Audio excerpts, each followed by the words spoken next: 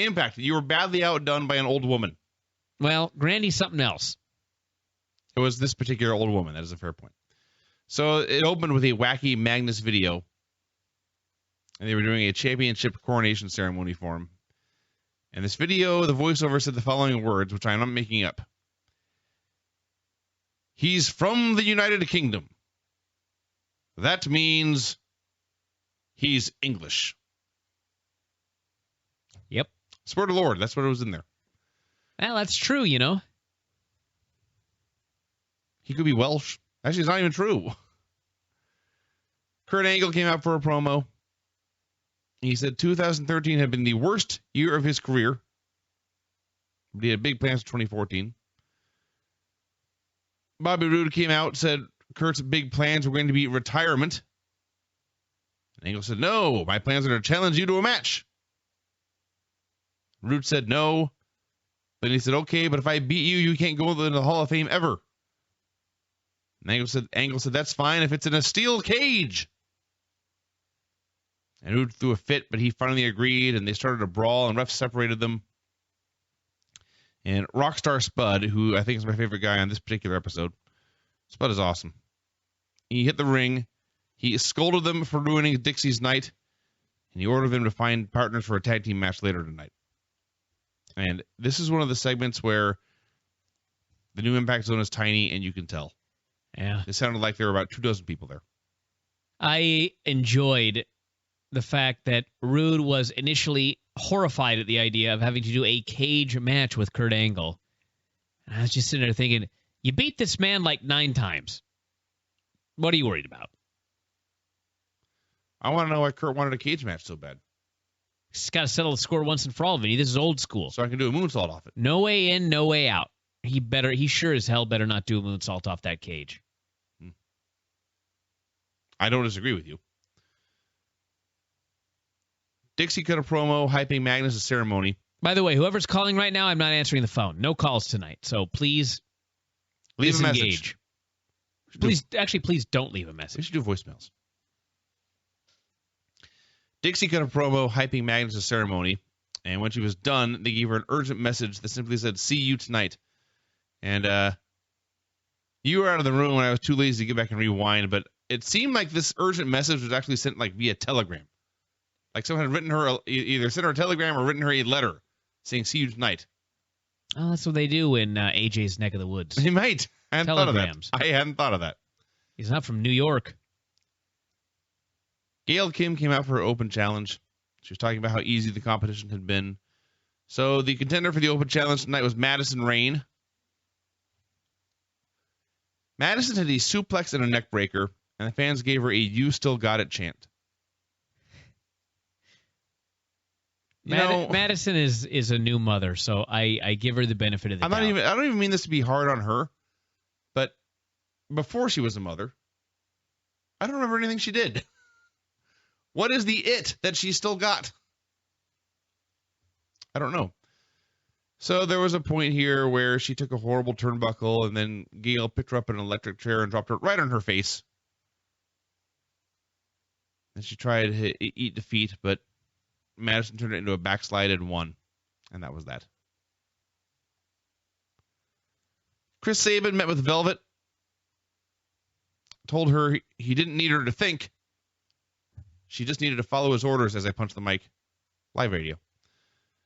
And if not, he was leaving the building without the X Division title and without her. Angle, in search of a tag team partner, went to Gunner. Gunner accepted. And then James Storm, who is apparently still teaming with Gunner, despite being dropped on his testicles during a match, walked up and played Jealous Girlfriend. Sabin versus Aries for the X Division title. Remember back when basically the X Division title was the most exciting guys on the show? May not have been the biggest stars or the biggest guys, but man, these matches would be fun every single time. Yeah. Ancient history. With Sabin and Aries? Yes, actually. It was not much of a match. You recall the last time when Aries beat Sabin for the title, I noted that Sabin was mildly annoyed at best. So he's out here trying to regain it.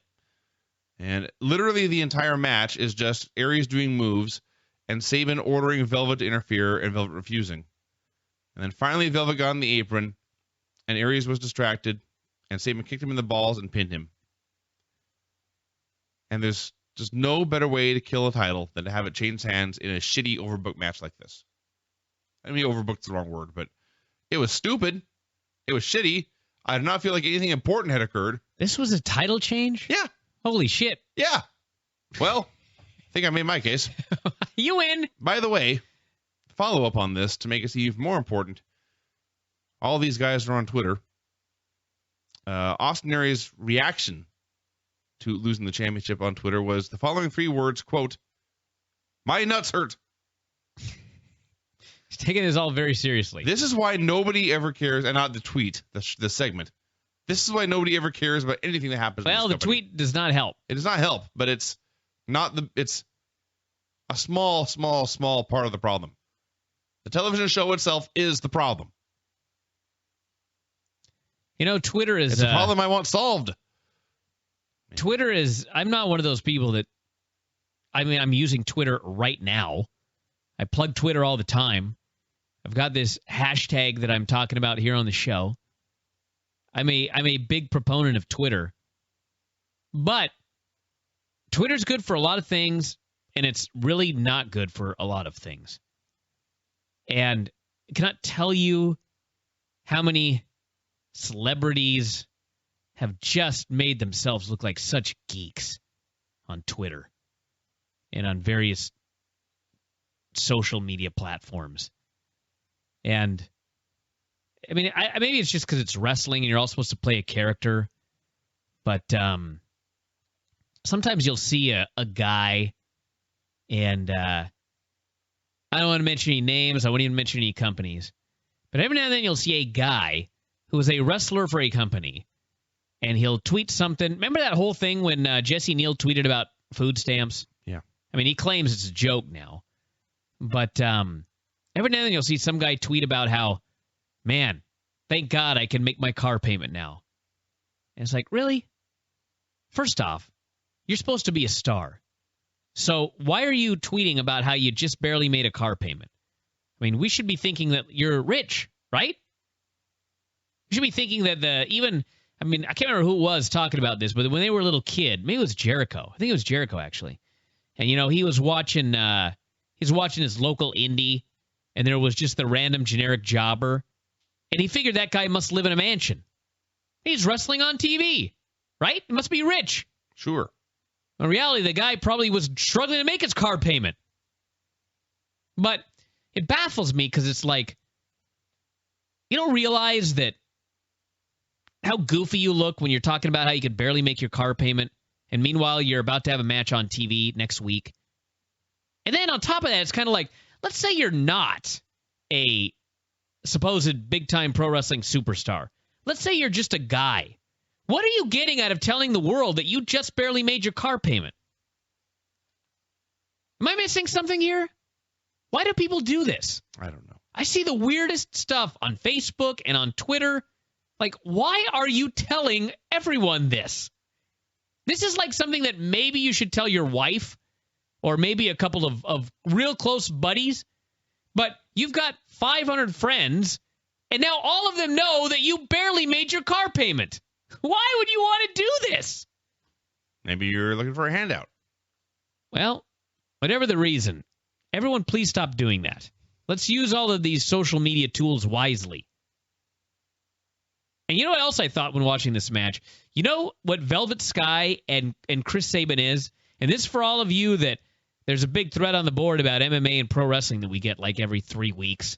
Got another one now. But they are the TNA version of Miesha Tate and Brian Caraway. Miesha Tate is now this beloved female fighter, and she's dating a guy that a lot of people really don't like. That's what this is. Although Velvet acting so miserable, and she's miserable now to the point where she looks like an idiot. So I'm not sure where this is going, but hopefully something happens soon. because it's doing Velvet no favors. And she wore that same dress last week. I'm fine with that. I got no complaints about this dress. Samuel Shaw came out. Samuel Shaw's gimmick, as we shall discuss here, but essentially he's a psychopathic monster who wants to control Christy. So he comes out. He's got the preppy haircut, the American Psycho haircut. He's got street clothes, basically. He's got like a sweatshirt and white jeans and black boots. And he comes out like he's about to do a murder, and they're playing this happy 1980s rock anthem for him. That's his music. Gets in the ring. Go on, and then I got something good. Orders Christy to leave the ring. Out comes his opponent, Norv Furnham. They had a match. As always in TNA, the geek getting squashed gets offense. Do you know how bad it looks for Samuel Shaw to be selling, even for an instant, for Norv Furnham? Yeah. So he put on a standing side choke, that being Sam Shaw. And no one knew this was a finish. And the cameraman and director didn't know, so they cut to Christy Hemi's creeped out face during this finish. And then Norv Furnham died, and like one guy booed. And this segment was a disaster. Let me read my notes here, verbatim. Shaw's gear, Shaw's hair, Shaw's match, Shaw's finish. Well, I got nothing more to say. His gear, his hair, this match, and that finish.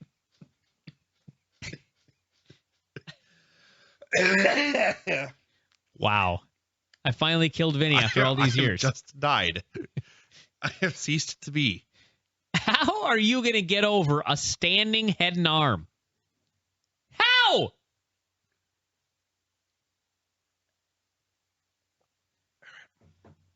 Is that a rhetorical question? No, I actually want to know an answer to the question. Well, if he chokes out 9 guys with it. With a standing? How do you build any sort of tension or any sort of... Oh, dear God. I don't know. This didn't work one bit. Now, a couple of things before we move on with this review. First off, it has been pointed out to me on Twitter, the wonderment of live radio here, that Madison Rayne is 27 and getting your "you still got it" chance. Also true. Yeah. Now, we're going to do a musical interlude. I have not listened to this yet. It's only 14 seconds, but it sounds like gold. So, here we go.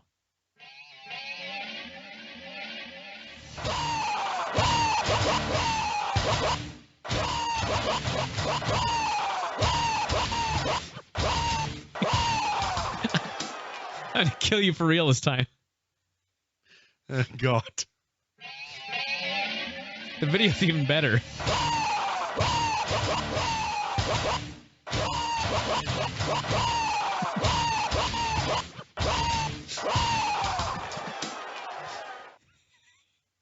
You know, it really takes very little to make me happy. Like this?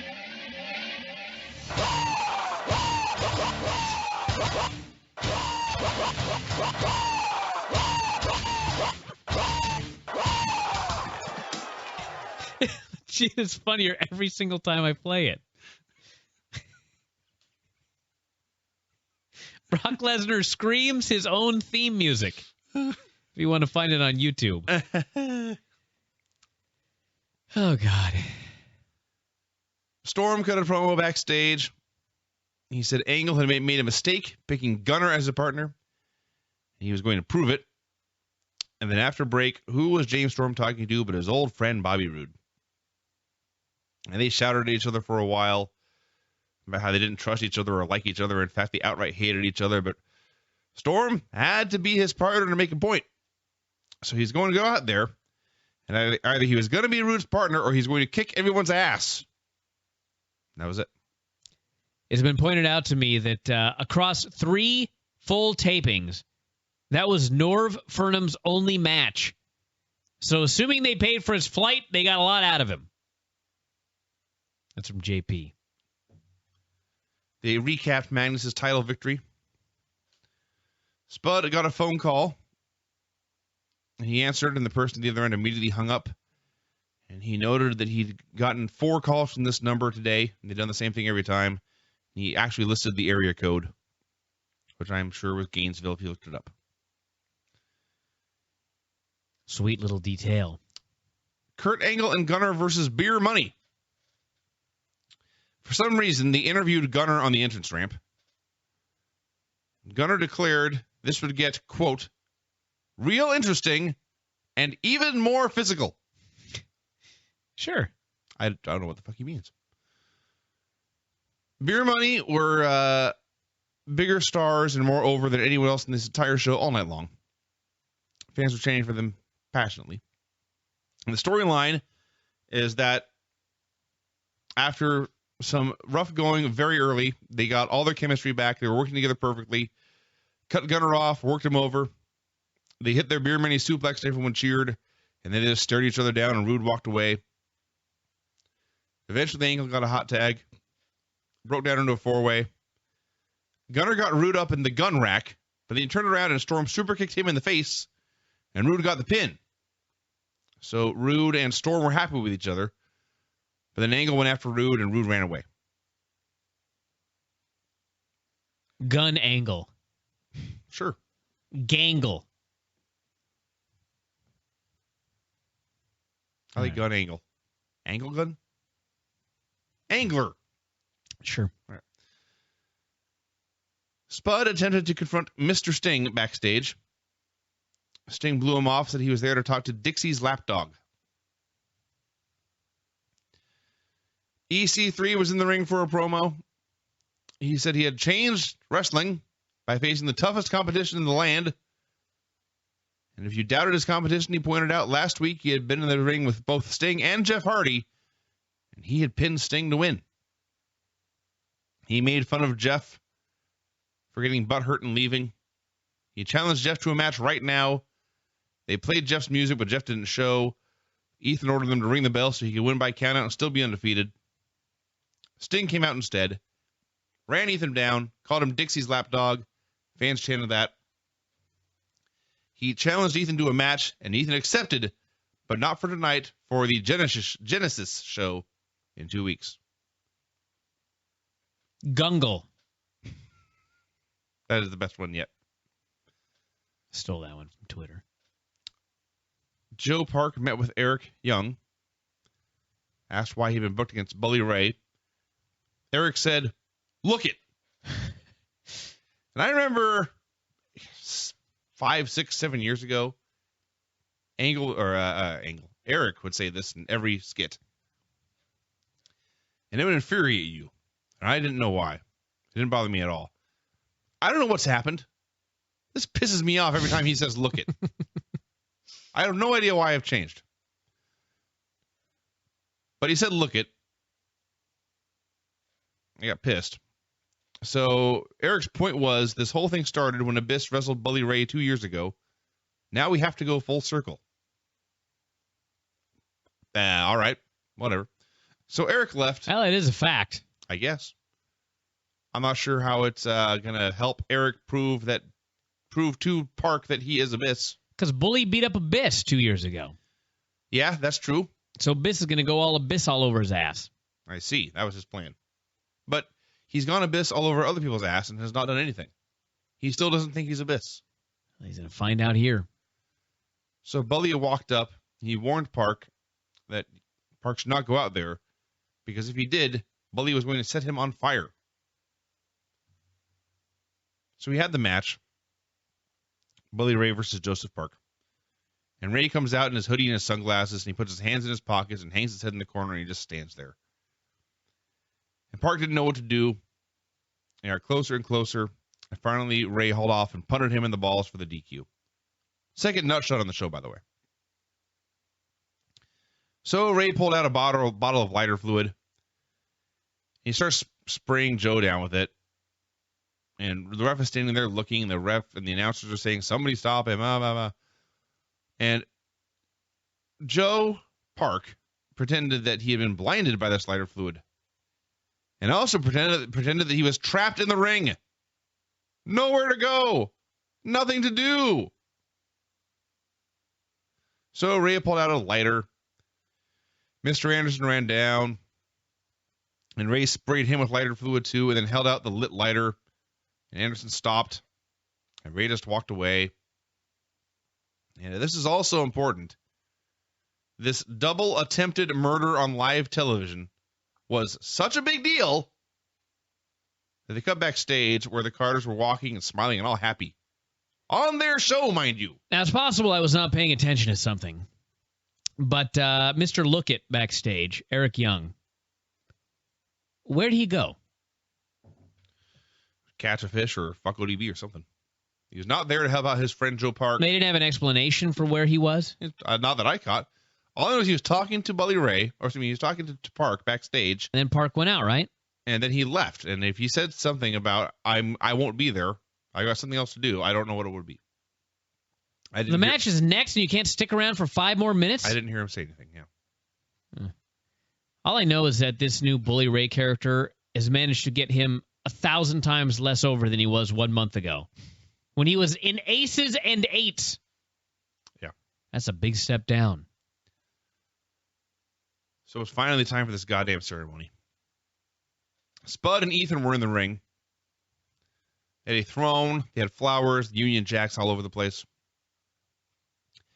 Spud read a proclamation giving both Dixie and Magnus big introductions. He presented EC3 as the master of ceremonies. Ethan rambled on for a while about how Magnus was a king and Dixie was the queen. Finally, Dixie came out in a dress. We were trying to figure out how to describe this. The best you came up with was Indian. Yeah. The best I can come up with, and it's really not very good, but if you ever been to the Excalibur Hotel in Las Vegas, they have these tapestries hanging to make it look medieval. Sure. If you took one of these cheap tapestries and made a dress out of it, kind of like this. Hey, she may have. By the way, regarding Abyss, Laura here says, doesn't anyone remember Abyss has tattoos? Why doesn't Joe Park just look at his arms? Well.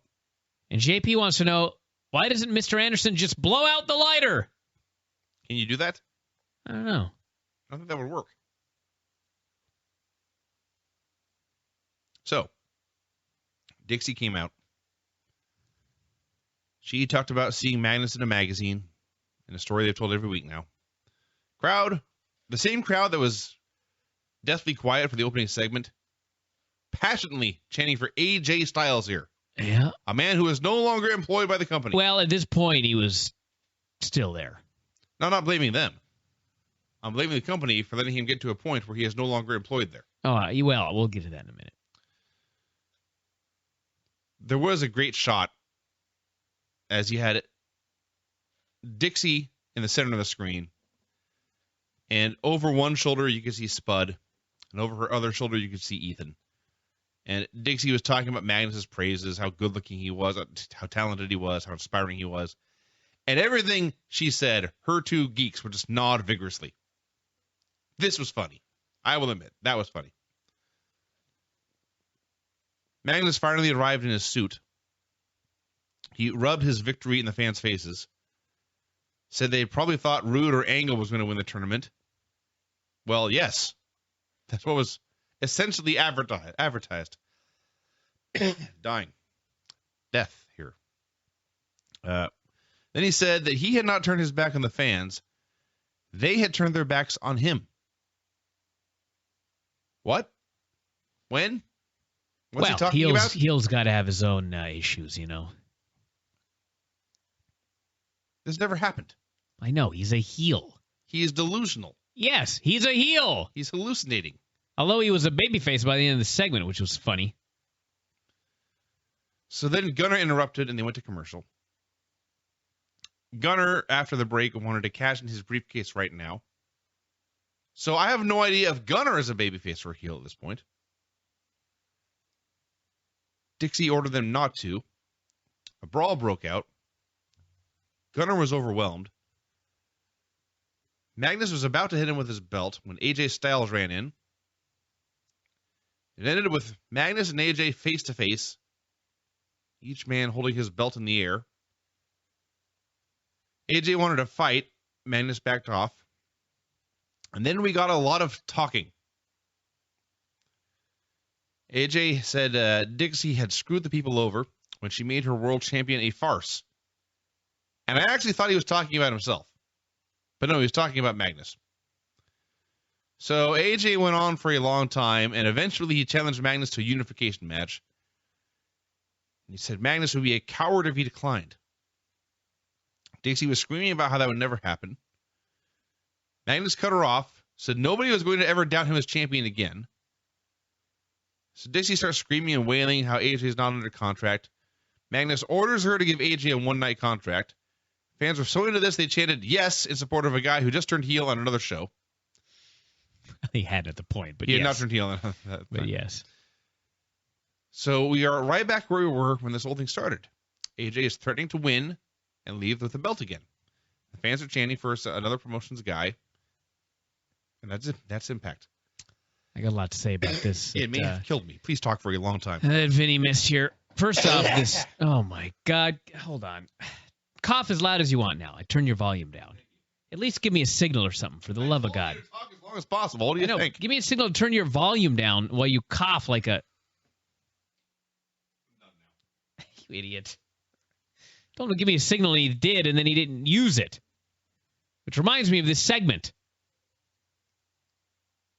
They come out for this coronation, and Dixie's getting all this heat, which I guess is good, but I have no idea where this is leading, because AJ isn't beating Magnus, and I'm pretty sure that Sting is losing to EC3. So where's the comeuppance here? When's it coming? Because otherwise, I don't know. So she's out there. Magnus comes out. Gunner comes out with the briefcase. What is the briefcase, Vinny? A title shot. A Money in the Bank title shot? They've never made that clear. But that's what it is. Yeah. You cash it in. Right. It's a Money in the Bank. Okay. So he comes out with a briefcase, and he tries to cash it in, and Dixie just says, no. What better way to kill a stip? If the person in charge could just say no, then I don't know. What's the point of the briefcase? It sure doesn't make me excited to see the guy run around with the briefcase. If it cannot happen at any time, if the owner doesn't want it to happen, then that sort of kills that stip dead. I enjoyed Spud using an iPad as a weapon, mostly because they put tape all over the back of the iPad so you couldn't see the Apple logo because they don't want to plug the iPad. Mm-hmm. And then as he's beating on the dude with the iPad, Taz is talking about how he's hitting him with an iPad. That is true. So AJ comes out, and AJ Styles is the biggest star on this show by leaps and bounds. Who else on this show got anything near the reaction he got? Beer Money was a distant second. Well, and Dixie, I guess, but not Babyface. But yeah, by far the biggest star on this show. And I know I've gotten the emails. I know a lot of people do not believe that he is unsigned, that he is a free agent right now. But I am 99% certain that AJ Styles right now is not signed by TNA. Now, maybe he will be by the 31st. Maybe he will show up in Glasgow. But he's not signed right now. And it is mind-boggling to me. But it's not my decision to make. So they make this challenge, and Magnus is demanding the match. You've never seen a bigger fighting, valiant babyface than Magnus in this segment. He insists she make this match. He insists that he prove he's the deserving champion. She's begging him not to, and he insists she gives a one-night contract. Winner take all. Which leaves Dixie very concerned. If he wins, I have nothing. Why not just do another tournament and make another belt? What's the big deal? You just did it. The dude left with your title. You made a new belt. If he comes back and he wins it, you do another tournament. But no, this was great consternation on her part. But despite all of the consternation, apparently she's still going to allow the match to take place. That's it. That is Impact, everyone. I don't know. A bunch of trivial shit that doesn't make sense. Impact Wrestling. Well, I mean, the people were into title versus title, let's be fair. They were into this segment. But I still don't know if you can classify this as better than what WWE did with CM Punk. Oh, hell no. Well, it kind of was. CM Punk was back the next day. At least the point where he got there was good. Yeah. The night before that was awesome. The night before that was awesome. That is true. But as far as the follow-up, so far no one has done it right anywhere. Yeah. I knew someone would tell me to say Glasgow the right way. What do you have over there, Vinny? I have a glass of water. It's long gone. Do you have the plague? Yes. Huh. I don't know. I'm sick. I believe I just have death. I suddenly have a case of death. It's amazing how high on life we were after the Granny segment and where we are now after Impact. This is not a good show, everybody. I like the guy who suggests AJ with AJ wrestling without a contract, TNA should produce a documentary about the storyline called Wrestling in Front of Shadows. Wow.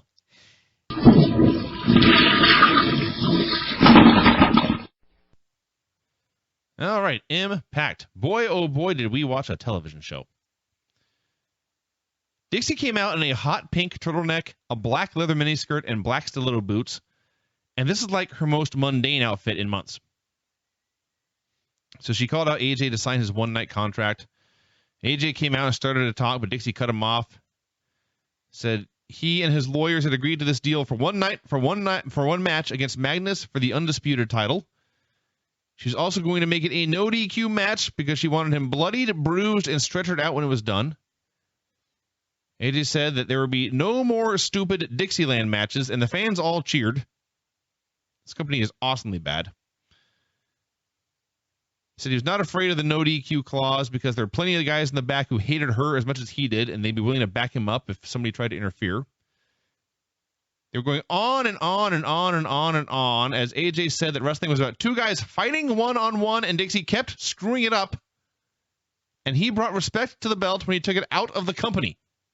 Yeah. I repeat, this company is so awesomely bad.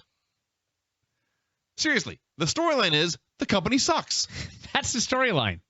That is the ongoing storyline of Impact. The storyline is you are watching incompetent goofs. It's actually astonishing. Yeah, it really is. So Magnus came out. The fans chanted paper champ at him. He ordered Dixie to leave. He said he would win tonight. He would be the one champion left. He didn't say this, but I immediately thought, and then Brock Lesnar is going to come challenge you. So finally, AJ vowed to win, and he called Magnus an ass kisser. And when he said this line at TNA, which is, of course, owned by Dixie Carter, who hates AJ Styles, played AJ Styles music. Mm-hmm. Amazing segment. It went way too long. And too stupid. It was breathtaking, really. Way too long. Crowd didn't care. I was amazed that they kept bringing up the fact, what if AJ wins? What'll happen if AJ wins? I was like, just make another belt. Just do another tournament like the last time he won and left. Like the last time What's he won the and problem? left. You've gone through this before. Oh, God. Recently. We had a backstage meeting with Dixie, Gail Kim, and Lady Tapa. This meeting lasted 15 seconds, and at least 6 dudes walked back and forth in front of the camera between the camera and the women. Yeah. What a rinky-dink company this is. Also, AJ, by the way, in the opening segment is talking about how it's winner takes all because it's champion versus champion. But he explained that winner takes all means that if he won, he would be the TNA champion forever, and there would be no more tournaments. He did say that. TNA would be banned from running a tournament to crown a new champion. They would never be allowed to have another champion again, he explained. What a stupid show. I was like, man, that's a hell of a contract. That's as binding as it gets. Possession of the belt for life. Yeah, they're never allowed to have another champion. They just have to float along. They have to give somebody like a trophy or something. So Dixie's or message. A watch. Dixie's like a watch. I actually somebody used to have a 6-man championship that was a trophy. It was the world class or WCW when they had Les's promotion, the winner of the thing gets a ring. Really? Yeah. There you go then.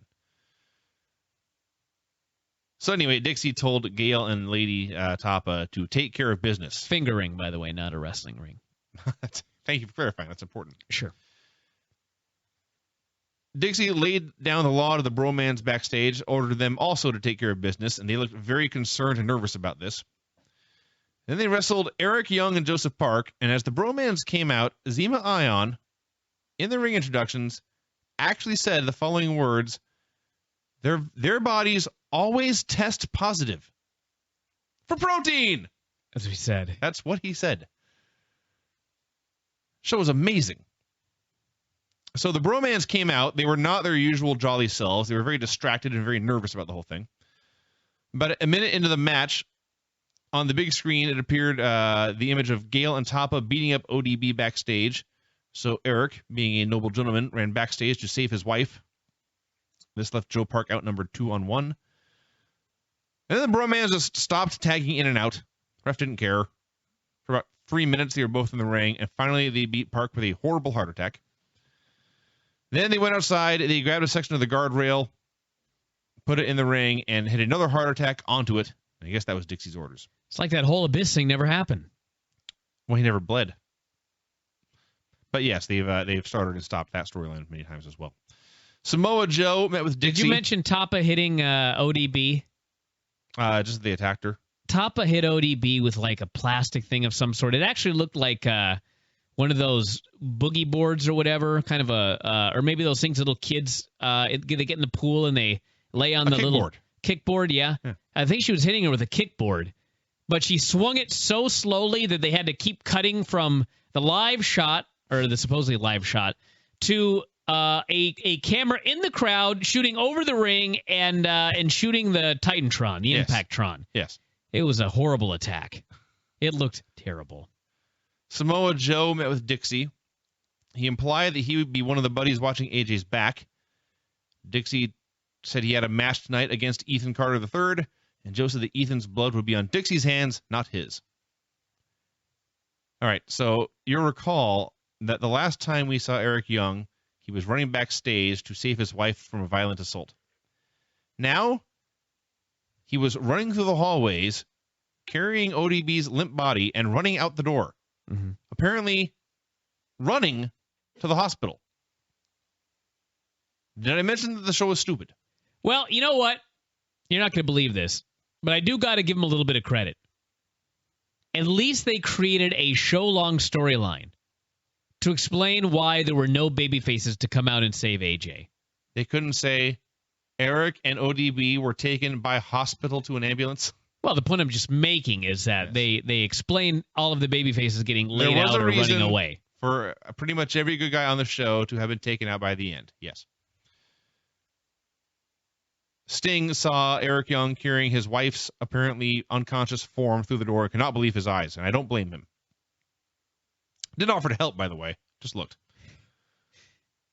Eric's got it handled. Doesn't want to throw his back out carrying ODB through the door. He's in charge of things. Storm came out for a promo and called out Gunner. First, Storm said that to be a successful tag team, you had to check your ego at the door. Then he said that he himself had the biggest ego in the world. And then he said that the world title tore tag teams apart. All right. He said it happened with AMW, it happened with Beer Money, and now it's happening with him and Gunner. Gunner said it was every man for himself, and then after he had won, that's when Storm got jealous, because Angle had picked Gunner to be a partner. Finally, Storm said, look, we both like fighting. We both hate referees. Let's hang your briefcase on a pole and fight for it one more time, because I don't think you can beat me again. Gunner gave him an angry handshake, and then he accepted. They didn't say when the match would happen, but I assume that now, they've broken up. But I'm not sure. Remember last week when Angle and Gunner teamed up? Mhm. And I think Gungle was one of our team names we had for them. Sure. We missed out on a classic here that somebody brought up. I think on the board, may have been on Twitter. Anger. It actually fit them very well, too. Angle and Gunner. Anger. It's a great team name. It's fantastic. There's some big-time edits in this, by the way. Big-time edits. And a sad lack of heat. Yeah. They just got these storylines that these people just don't give a shit about.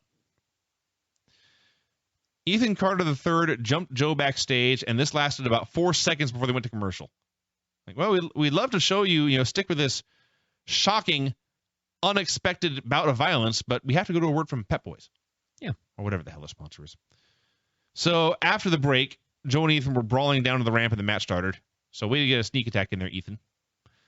They wrestled for a while. Spud came down to interfere. Joe went after Spud. Ethan attacked Joe with a wrench for the DQ. A wrench. So Ethan's winning streak is over. He's no longer undefeated. They won't count this. I'm sure. He Nancy Kerrigan Joe a few times, then laughed his way up the ramp. So Joe's out of the picture. I can't figure out if Ethan Carter's supposed to be good or bad. He's supposed to suck. Then why is he not just getting absolutely destroyed by Joe? I guess Joe sucks too. That answers that question. That's the best I got. But when Dixie proposed Ethan as a opponent for Joe, Joe nearly laughed. But then they did go toe-to-toe in the match. Borash interviewed Angle backstage. Angle said his cage match with Bobby Roode next week.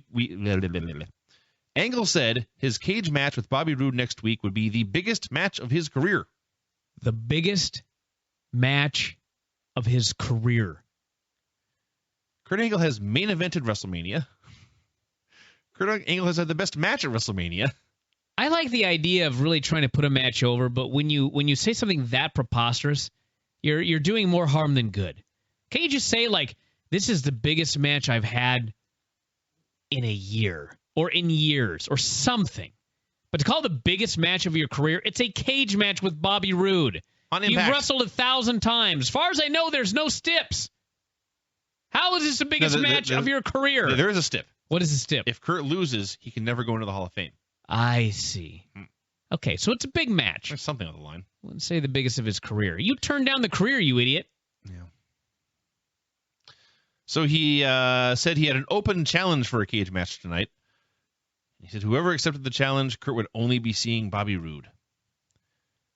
Then backstage, Gunner and Storm had both been taken out. They were laying on the ground 3 feet apart from each other with broken glass everywhere.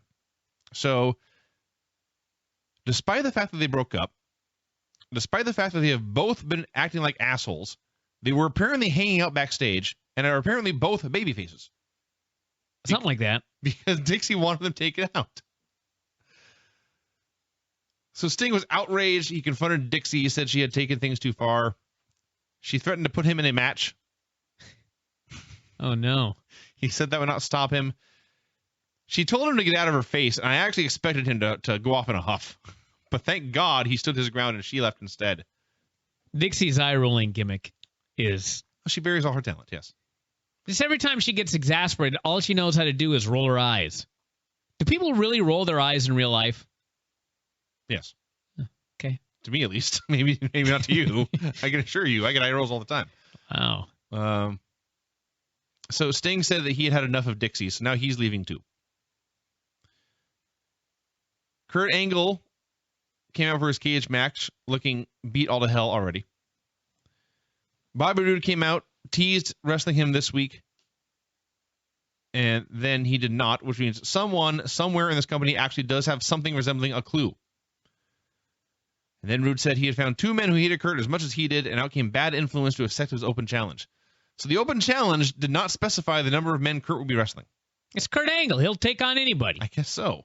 Which, if that's the case, Roode should have found 3 more men. Yes. Should have brought out the bromance as well. The glass half full is to say this proves how tough Kurt is. The glass half empty, which is my usual approach in life, is what an idiot Kurt Angle turned out to be. So they had a match. It was Kurt Angle doing the same stuff he always does with 2 dudes instead of 1.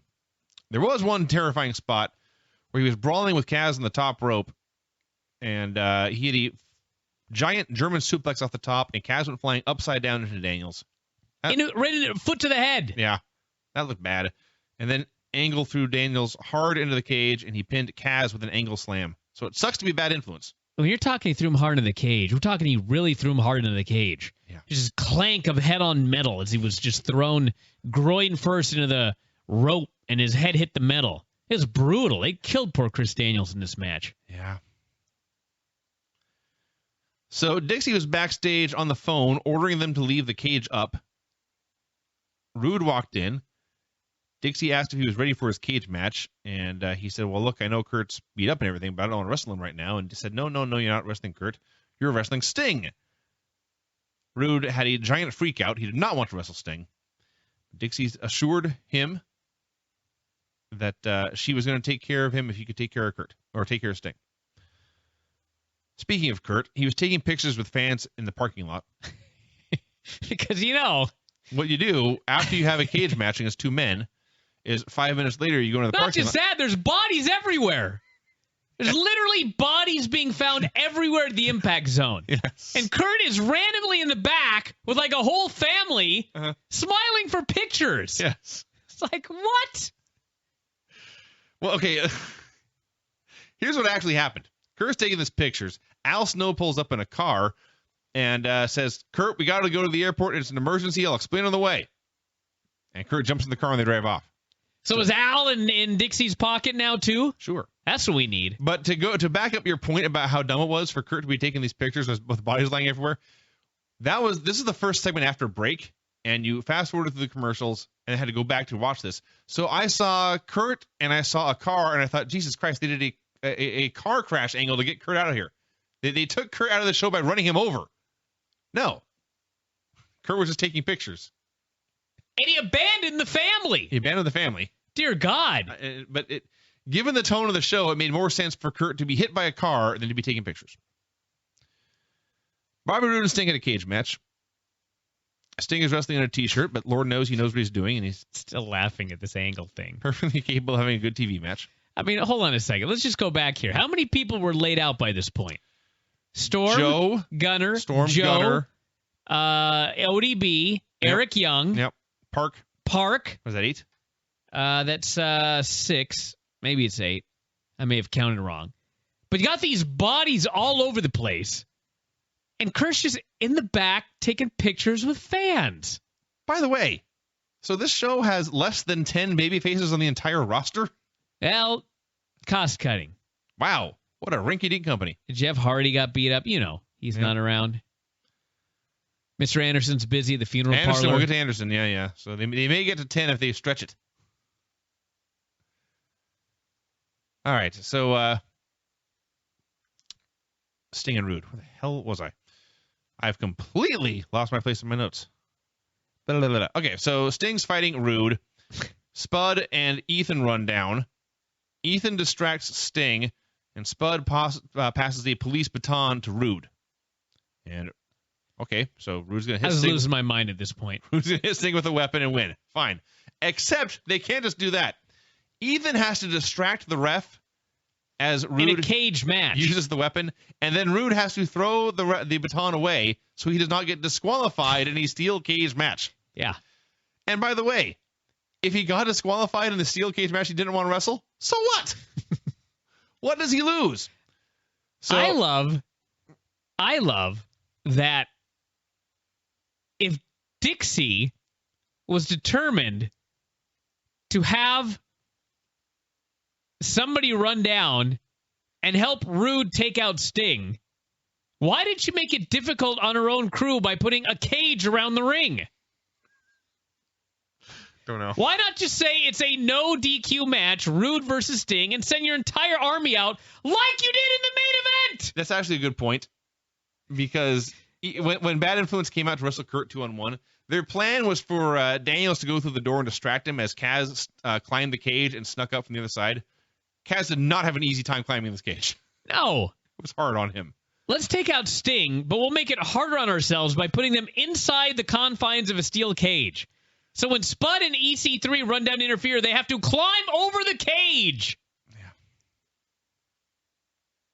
And again, Roode might have been disqualified in this cage match. How the fuck do you get disqualified in a cage match? And why would he care if he had been?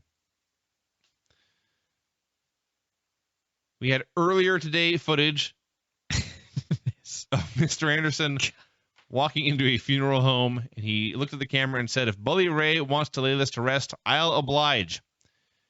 I went to break, and they came back to finish the video. So Anderson walks into the funeral home. Bully Ray is sitting in a pew in the very back corner, and scary music is playing.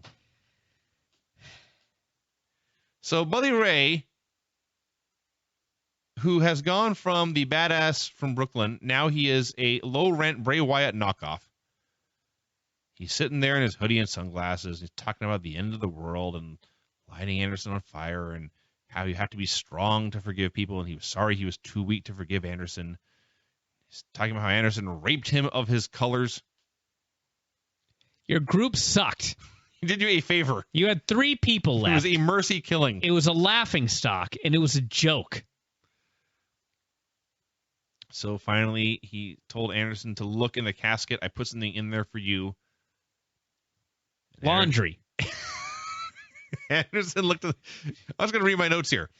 Anderson looked in the coffin and found blankets or bathrobes. I'm not sure. And then he looked up, and Bully Ray had it teleported away. You know what this was? No, I don't. I have no idea what this was. Okay. We got a lot of people listening right now.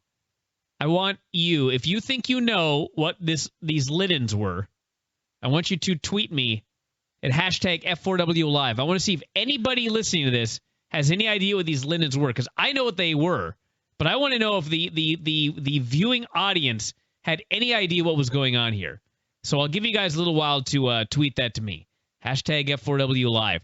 Now, Bully Ray is an excellent promo. He is an unconvincing actor. So why am I watching a skit? Like a dramatic television moment here on Impact? That's what I don't understand. It's a wrestling company that is being watched by wrestling fans. Well, theoretically. If my wife walks through the room and she sees something funny, she may laugh, but she's not going to become an Impact fan or a WWE fan. You're not going to take somebody that loves whatever the hottest show is on HBO today and make them a wrestling fan because you put together a bad television drama knockoff here on Impact. This was so unlike anything else on the show. It just completely took you out of the whole, whatever. If you were into this show at all, this took you out of it. The music, the fact that it was like a 5-camera shoot. Yeah. The reaction shots. Bully Ray in a pew 85 feet away from Mr. Anderson, but of course you can hear him just fine because he's mic'd. You know what I mean? It was so phony. Wrestling is already phony. I don't need something phonier than the wrestling on my wrestling show. I just thought this was just so goofy. This did not work one bit. And Bully Ray's new character sucks. Bully Ray was having the best run of his entire career as a badass. Now I don't know what he is. He's a guy in a hoodie. He's the sad, lonely kid in high school who snaps one day. It'd be one thing if he had something to snap about. You're mad because aces and eights, which, if I recall correctly, at the end consisted of you, Nux, Garrett Bischoff, and an announcer. And Brooke. And you fucked the whole thing up with Brooke. She wanted to be with you. You kicked her to the curb. That's your fault. This sucks. Let's see what people are saying here on Twitter. Does anyone know what the linens were? It looked like the clothing of Anderson's children. Bam! Black Meltzer right there got it. Great Twitter name, by the way. That's what it was, everybody. Yeah, I think. I had an educated guess. It was supposed to Ray be mentioning threatening the family. That's right. That's right. Now, how many of the viewing audience do you think picked that up? 0. Marco got 0. it too. Marco says, Liddens represented the twins that Anderson is about to have. Even I didn't know he was going to have twins. I actually thought that it was like one piece of his wife's clothing and one piece of his child's clothing. That's what I thought it was. And then Steve here says, Bully wanted Anderson to be his lackey again and do his laundry. It's not bad. So there you go. The funeral. Sting recovered from his baton beating. He met with Dixie and assured her that nothing was going to stop him. So Dixie decided to play good cop. And she reminded Sting that his contract came due every year at this time. And every year she renewed it and added a little bit more money.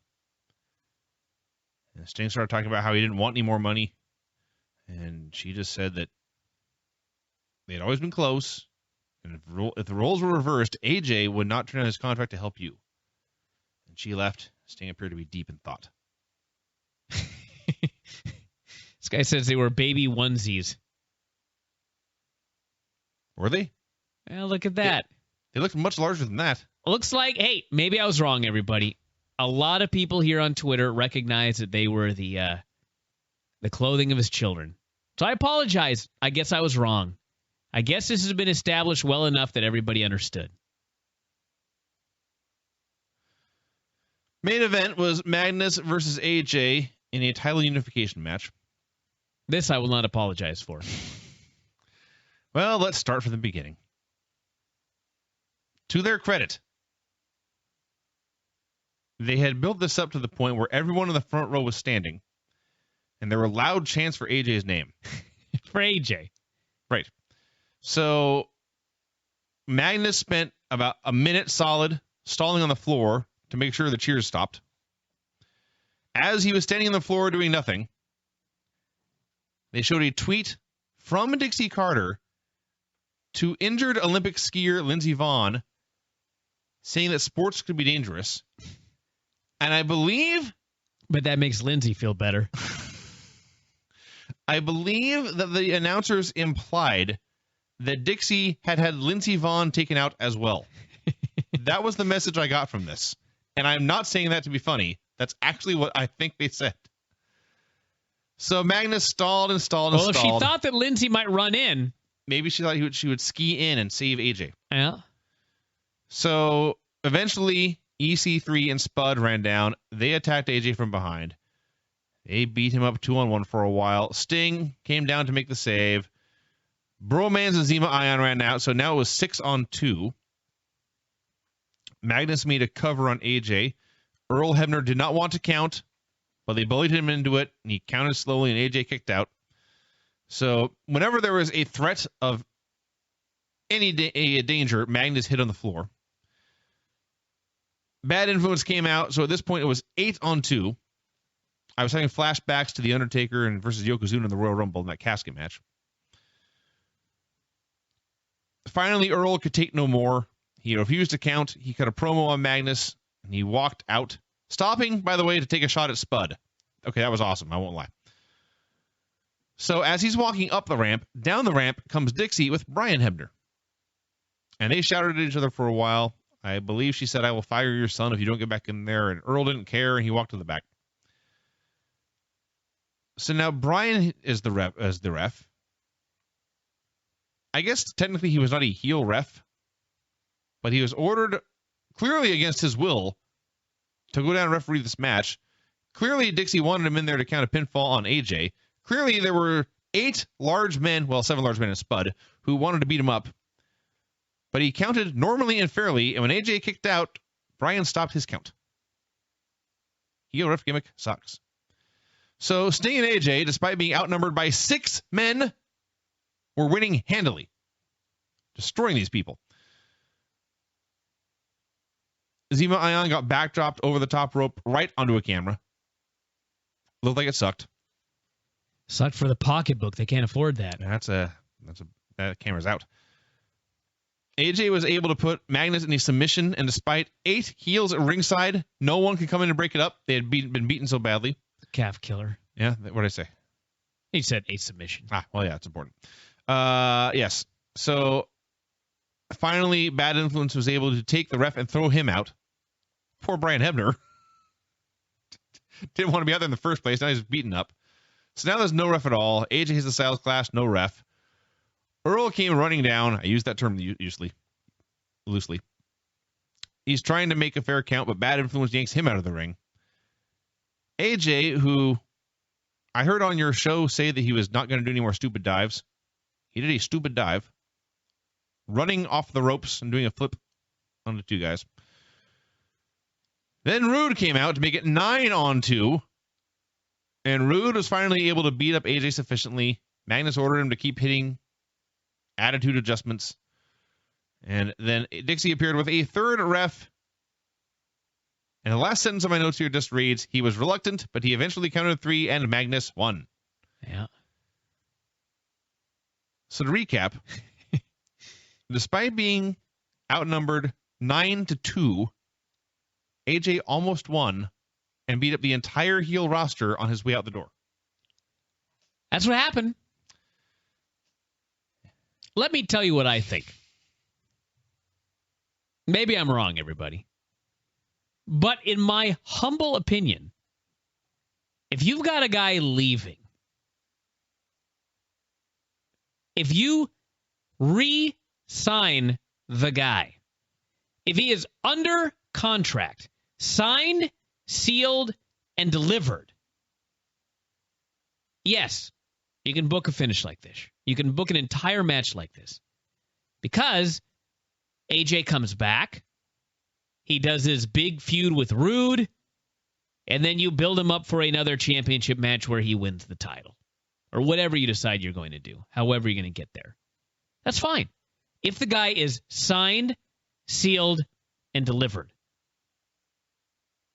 Ironclad, signed, sealed, and delivered. If you are told, I think we got him. I'm confident we'll have AJ. You don't book this. You do not book a finish like this if the man is not signed, sealed, and delivered. I understand the idea, and ROH has done this before, where a guy is leaving. He hasn't burned a bridge. He's leaving. He may be back at some point. And so you do a finish which is open-ended. That's fine.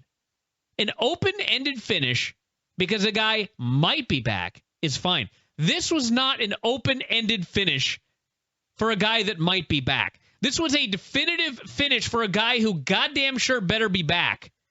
Or you have just created Ricky Dinkness, which they did here. Honest to God, like we mentioned at the beginning of the show, you watch this and you think, he's got to be coming back, right? He's got to be coming back. Because if not, this is the worst wrestling company of all time. Those are the only two options. Either A, he's coming back, or B, this is the worst company of all time. Now, maybe he's coming back. Maybe he lied to me, and he lied to Dave. There are people that are sure that he's coming back and that he's lying.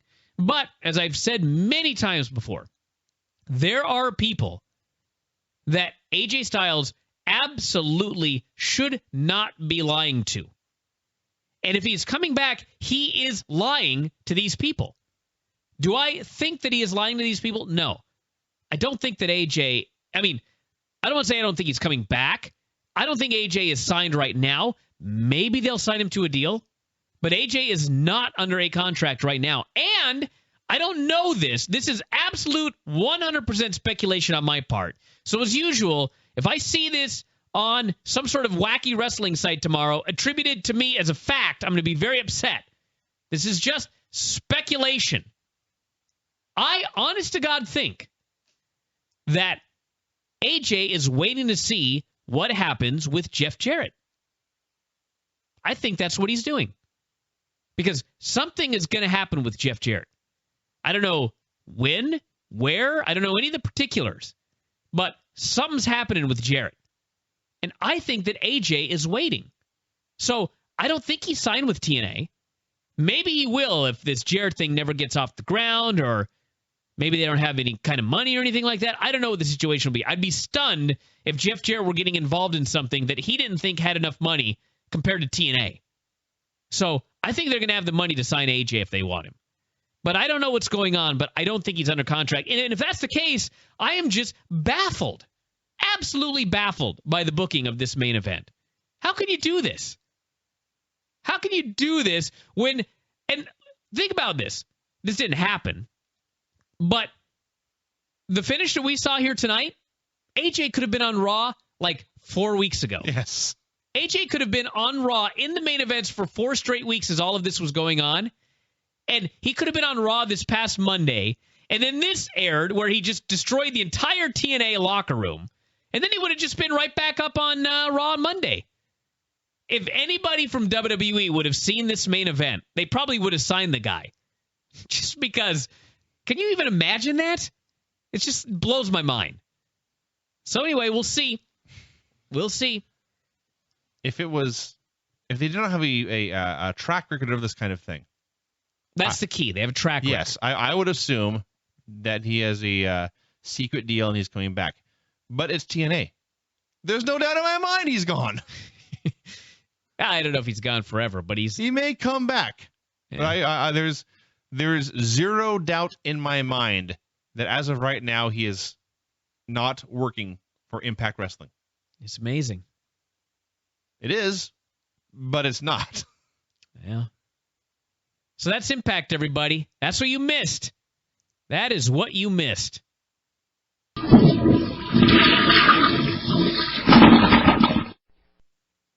Well, I guess we should talk about Impact then. Have we held this off long enough? Is that why you went on that rant, that tangent? Why? What do you mean? To avoid talking about Impact? No, I'm ready. All right, go. This is your job. All right. Had a nice tribute to a Mae Young by Taz and Mike Tenay. Could Mae Young have beat Denver? No. Okay. And then, right after that, the show went deeply off the rails. Spud's out there in his most outlandish getup yet. He was hated. Dixie came out wearing a blouse that appeared to be made from satin sheets. Not made well. Talked about AJ, who no longer works there. Rambled on about Magnus for about 5 minutes or so. Then Magnus came out with 2 belts that look exactly the same. Actually, one had less blue paint. Did it now? Yeah, I noticed that. They were not quite identical. So he gave one to Dixie because she was the champion of all our hearts. This was the point, by the way. This is the point where I asked to myself, is there going to be any wrestling on this wrestling show? Little did you know. Keep that in mind. I asked that at this point. So, Dixie brought out all the heels who had helped her last week. The Bromans, Zima Ion, Bad Influence, Gail Kim, Lady Tapa, Bobby Roode. She singled out Roode for what he had done at the end of the match. Promised them all bonuses. Dubbed this the genesis of a new TNA. She admitted she paid him off. Yeah. Rambled on and on and on. Talked about EC3 fighting Sting tonight. And then she brought out EC3. The only good thing about any of this was the bromans dancing to Ethan's music. And then Ethan got in the ring. Sting appeared in the stands. He pointed his bat at the ring, and they went to a commercial. And when they came back from commercial, nobody had moved, and it was time for more talking.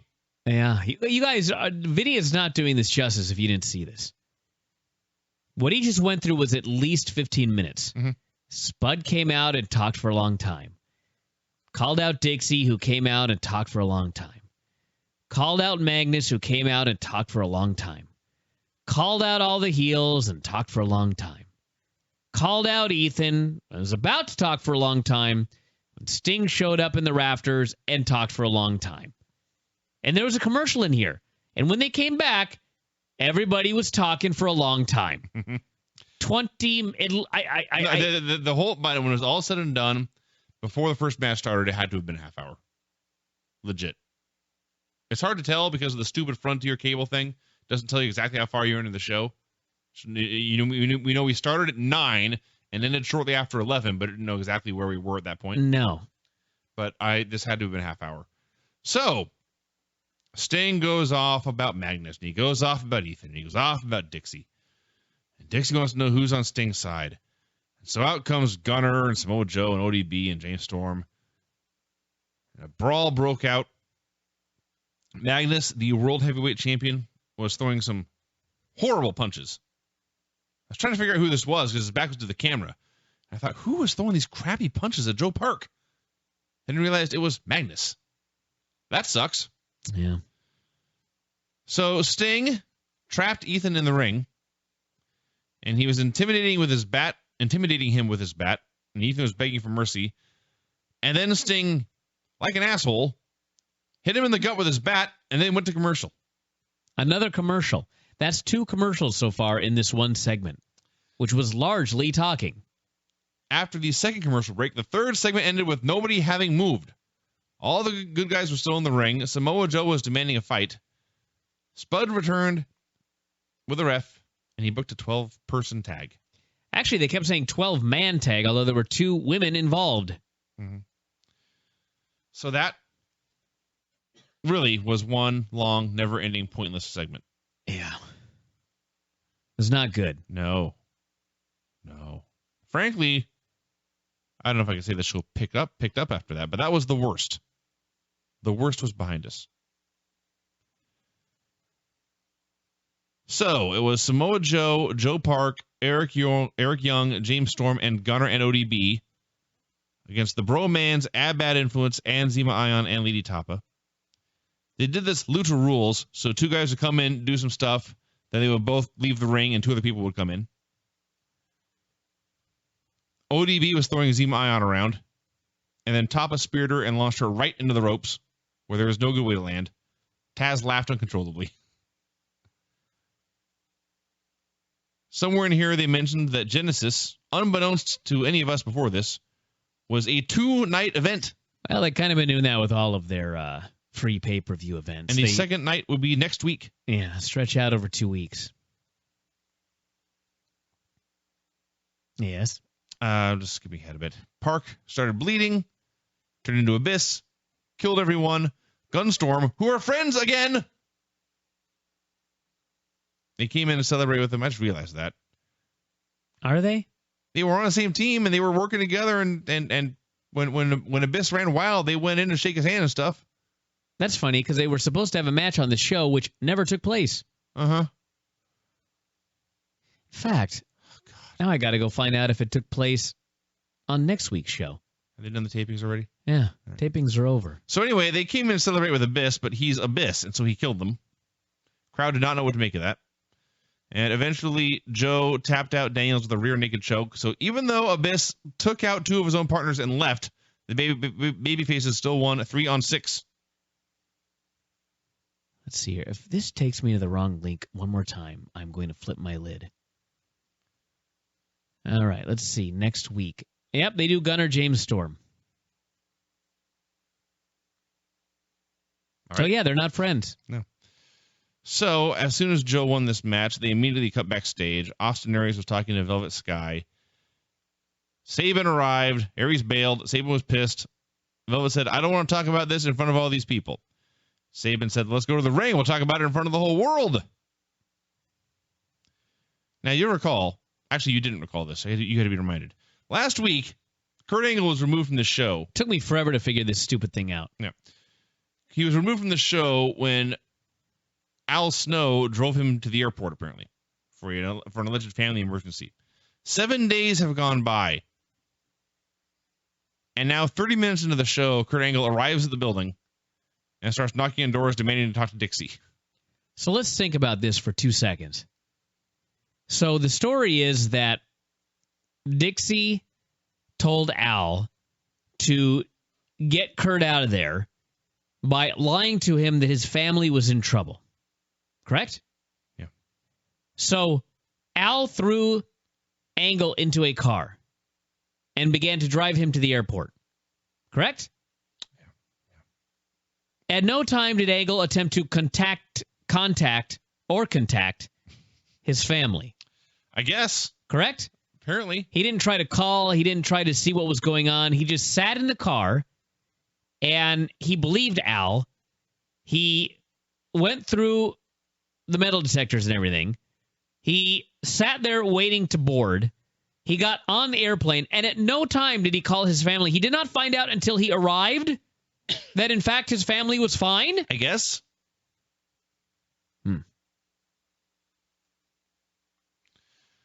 So Sabin and Velvet were in the ring.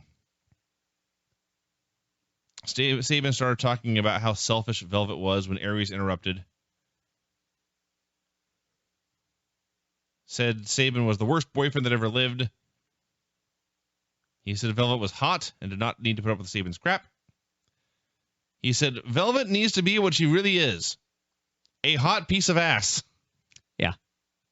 That's what he said. And Velvet's character, mind you, Velvet's character is such that she is intrigued by Austin Aries. Yes. And all he does is talk about her hot ass. Yeah. He doesn't ever say, nice girl. He doesn't ever say, really smart. He doesn't ever say, great wrestler. Not that he ever would say that. All he talks about is how hot she is repeatedly. And now she's like, oh, here we go. Now we're talking. Well, it's basically he's saying, Sabin, you need to stop treating this woman like a piece of meat. And then he treats her like a piece of meat. Basically, yeah. But he's nice about it. He's nicely treating her like a meat. It's hot meat. Yeah. So he had a solution to he wanted to face Sabin, but he didn't want Sabin to force Velvet to interfere again. So his solution was to challenge Sabin to a match next week where Velvet would be locked in a cage at ringside.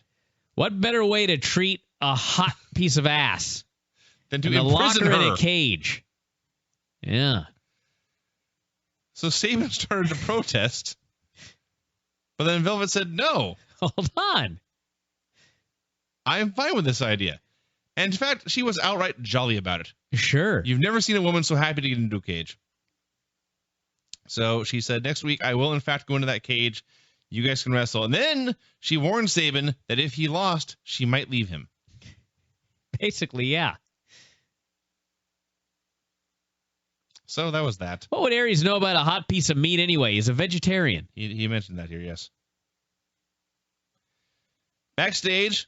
Who mentioned that? Who stole my joke? Say, Aries did. He said although he was a vegetarian, he would make an exception for a slice of pigeon pie. I see. I missed that. I'd missed that sly pickup line. He's a charmer. He really is, man. I never knew.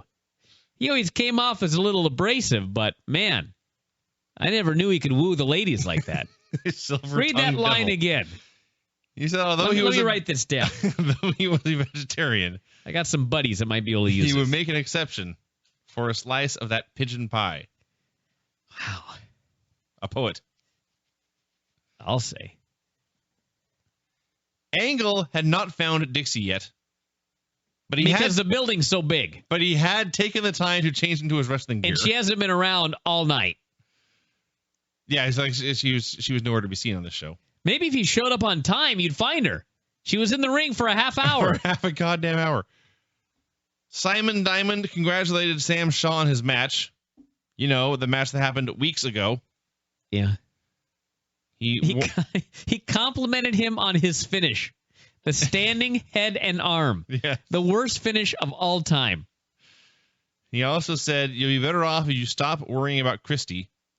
And then, as my notes here read, Shaw snapped and beat him up with a shoe. It was the fakest attack I ever saw. Let's think about this, by the way, for a second. Let's imagine that Samuel Shaw is going to be in the main event of WrestleMania. Can you imagine the near falls built around the standing head and arm choke? The drama that you could put into this match. Grab it, you see. He's going for the standing head and arm. And the other guy would reach for the ropes, but they're far. Yeah. That's all I got. Standing head and arm choke. You know what's funny, though? Besides the standing head and arm choke? When I used to coach gymnastics, they had a softball league which of course I was not on. But I had a buddy, and he'd never done anything. I mean, he'd done gymnastics, but he'd never done any wrestling. He'd never done any jiu-jitsu. He'd never done anything. I just remembered this as I was talking about this stupid finish. So maybe I'm about to give a big apology to TNA and Sam Shaw.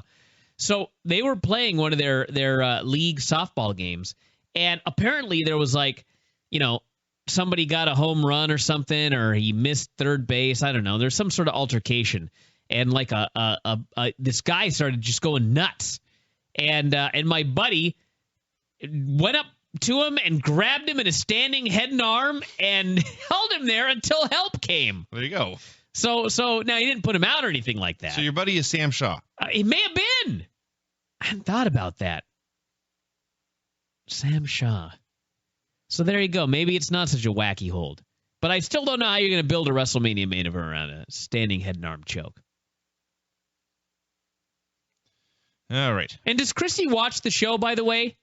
Your boyfriend just beat the living hell out of Simon Diamond, unprovoked, with a shoe. So maybe you should call off that next date. I would. But of course, in the land of TNA, in the TNA universe, nobody actually watches their show. Yeah. In character, nobody watches the show. Ethan was giving himself a pep talk when Magnus arrived. They talked about AJ Styles more. Yeah. Magnus warned Ethan to not let the family down tonight. Believe in yourself. Mm-hmm. Bully Ray versus Mr. Anderson in a no DQ match. Bully had Mae Young's name written on his wrist tape. And other than that, aside from his new gimmick, the exact same gear he's had for years. So they did stuff with chairs. They did stuff landing on a guardrail. Which was under the ring. Under the ring? Yeah, he pulled the guardrail out from underneath the ring. I did not realize that. I guess it makes sense. If you look at their guardrails, they got like a... Do they have guardrails? Anyway. Yeah, they have metal guardrails. And well, they put this guardrail in the ring. And they have extras. We're having under the ring. And they started taking a bunch of bumps on the guardrail. And Ray even hit his finish on the guardrail. Or excuse me, Anderson hit his finish on the guardrail, and Ray kicked out. And then they set up a table in the corner, and Anderson hit the rolling fireman's carry through it, and Ray kicked out of that too. Announcers were being highly annoying, reminding us that there would be more Genesis next week. Whereas, in fact, we all know it's just another episode of Impact. And what a great time to plug it. Yeah. So Ray grabbed the lighter fluid, which, by the way, had duct tape over the logo. Pyromaniacs are still, they don't give out free advertising. So he called Anderson's new twins bastard children, and Anderson snapped and hit the mic check out of nowhere.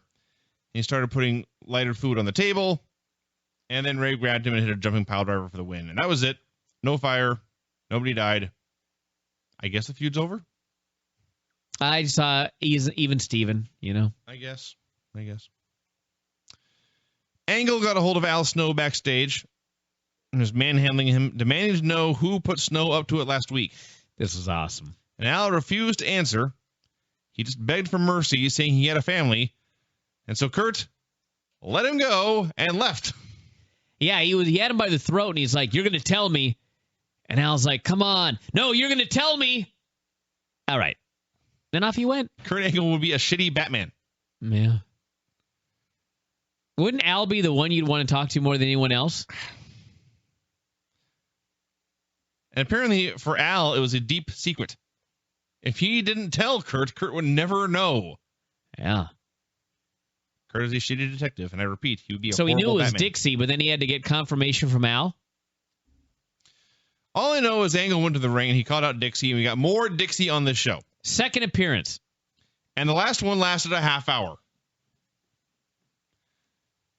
So Kurt said that Dixie he knew had been a good woman, but now look at her. Dixie said she had lured him out of the building last week to protect himself and his family. Otherwise, he'd have made a decision he'd regretted. Kurt dubbed her twisted and warped, and they talked, and they talked, and they talked, and they talked, and they talked. Dixie said Kurt was not smart enough to make decisions for himself. He was just like AJ. who's actually being pushed harder now that they fired him than he ever was as part of the show. So, anyway, go on. So Kurt said that he was not on Dixie's team, and after he beat Roode tonight, he was going to come cheer for Sting. Dixie then announced, for reasons that are not clear to me, that she was postponing Kurt Angle's cage match with Roode. So that didn't happen on the show either. Then she said she wanted to stop Kurt from interfering in the title match. If you wanted someone to not interfere, I would think having them do a cage match right before that match would be a good thing. To get them all beat up and unable to help. Maybe it's just me. So Kurt, realizing what a sinking ship this place is, says, you want to fire me? Go ahead and fire me. Oh, yeah. But he was going to interfere and do the right thing. So security came out, and Roode ran down. He attacked Kurt from behind. He hit him with the FU. And after all these weeks, all this time, they finally thought of a name. A name for the AA. Yep. Death Valley Driver, Attitude Adjustment, FU. It's been known by many names over the years. Actually, since it's the AA in WWE, why not call it the RR? The Robert Roode? Yeah. I don't know. That would have been better. Because what these geniuses thought of, given weeks and weeks and weeks to think of a new name, they've dubbed it the Roode Bomb. The Roode Bomb. Yep. Borash interviewed Madison Rayne backstage. Let's think of a better name than the Roode Bomb. You got 30 seconds, Vinny. Right. You can do it. His name is Robert Roode. Rude behavior. Bam. Is that done? All right. I don't know if that was approval or not. It's better than the Roode Bomb. It's better than the Roode Bomb. What the hell? Called the Roode Awakening. Sure. So Borash interviewed Madison Rayne backstage. Very quickly, Lady Tapa and Gail interrupted and attacked her. And as Gail was throwing these kicks, I mentioned Batman earlier. Gail was giving dialogue here, or reciting dialogue like a bad Batman villain, saying things like, you should be afraid of me. You don't stand a chance. All that was missing was the evil cackle at the end. That would have made it much better, actually. Okay. If anybody on Twitter can help me out right now, because I know Vinny can't. Is it just me, or when they did that marathon set of tapings, where they taped like 1,000 shows, did they not tape an angle where Lady Tapa turned on Gail Kim? I could have sworn I read that. I have no idea. They must have changed their mind, or I mean, am I missing something here? Did that actually happen, or am I imagining things? If anybody knows, let me know. Dixie told Earl Hebner he would not be reffing the main event. Gail Kim versus Madison Rayne. We got a Dixie eye roll, by the way. If you want a drinking game, the exasperated Dixie eye roll every time. So Gail picked up Madison Rayne and tried a body slam, but then she fell backwards because Madison Rayne was too heavy. All right, I've been alerted that, in fact, that never happened. So apparently I'm completely out of my mind. Gail was not strong enough to body slam Madison Rayne. Oh, yeah. That was ridiculous. So Tapa got caught choking, and she was ejected. And Gail hooked a ring post figure 4, and it was clear this match was going nowhere. And you left the room, and I was probably Facebooking or something, and suddenly the bell rang. The match had just started. It was not long. And I walked away, and I came back, and it was over. And so I typed, as my notes here read, and then Madison hit a XXX out of nowhere to win the match and the title. 3 kisses? Well, my thought was, I don't know. My thought was when they show the replay, I will go back and replace these X's with the name of the move. Yes. But we did not get a replay. We got no explanation for what the finish was of this world championship changing hands. No. What we got was a graphic for the Sting EC3 match. At this point, it seemed like it was time to really rush some stuff. And it may have been the 90 minutes that Dixie was talking on this show that required them not to show the finish of this match. But yes, there is a new Knockouts champion, and it is Madison Rayne. Sting cut a promo backstage. He knows it is all ending soon, but you can't say he's not trying. That's all I can say. Sting is a pro. Sting is a professional, and he's good at it. Dixie met the Wolves backstage. It was, in fact, Eddie Edwards and Davey Richards, looking very dapper. She identified them as the Wolves, never gave their names, and then she took these two guys who have been teased on Twitter and then brought in, theoretically brought in to be stars, and then said, congratulations on getting a tryout match next week. I realize she is a heel in charge, but still. The message you were left with here is that Dixie, the incompetent professional in charge, has brought in geeks. So, they said, it's not a tryout match. We have full-time contracts. Here they are. And they presented these contracts. And Dixie, the owner of the company, was stunned to learn that there was a new investor. Yes. Who is the new investor? When you invest in a company, that means you've purchased a percentage of it, right? Well, yes. So if you buy a large enough share of a company to where you can hire and fire employees, shouldn't the person who owns the company know this? Well, maybe it's Janice. Maybe Janice was like, all right. Oh, Janice Carter. Yeah. No idea. Not the board. Or the Muppet. I don't know. The Muppet? There's a Muppet named Janice. Who is the new investor that somehow has been here is the honest to God truth. I don't care. It's been hired behind Dixie's back. That aired on TV more than an hour ago, and when you asked that question, it was the first time it occurred to me even wonder who the new investor might be. Maybe it's Robert Roode. He's rich. Yeah, that's why I said it, you idiot. I'm agreeing with you. Who else could it be? AJ? Friends of AJ? That would be Maybe awesome. AJ's buddies got together and they bought into the company. That's the best idea you've ever had. Actually, AJ is gone, but the friends of AJ are still around. Well, yeah, because it would stand to reason that the friends of AJ would be fans of the American Wolves. Sure. So if we want to find out who the investor is, we know that this person must like the American Wolves, which, based on conversations with ROH, it's a short list. limits the actually, I never heard anyone say anything bad about Eddie Edwards. That's right. Eddie Edwards is quite beloved, actually. Davey, I did hear there were people in ROH who were not big fans. But who could the investor be? I'm going to be thinking about this for weeks. I'm not. Come on, Vinny. I'm moving on. That's what wrestling is all about, is trying to figure out the stories. Who are the mysterious investors that brought in the American Wolves? Who do we know that likes wolves? What? I don't know. Move on. Sting versus EC3 in the main event. Sting! That's not a bad answer if he resigns. He's not coming back. Actually, I don't know if he's coming back. But why would he? He's got to have better stuff to do. Rockstar Spud was, in fact, the special ref. He had a ref shirt on and a blue bow tie, which I liked.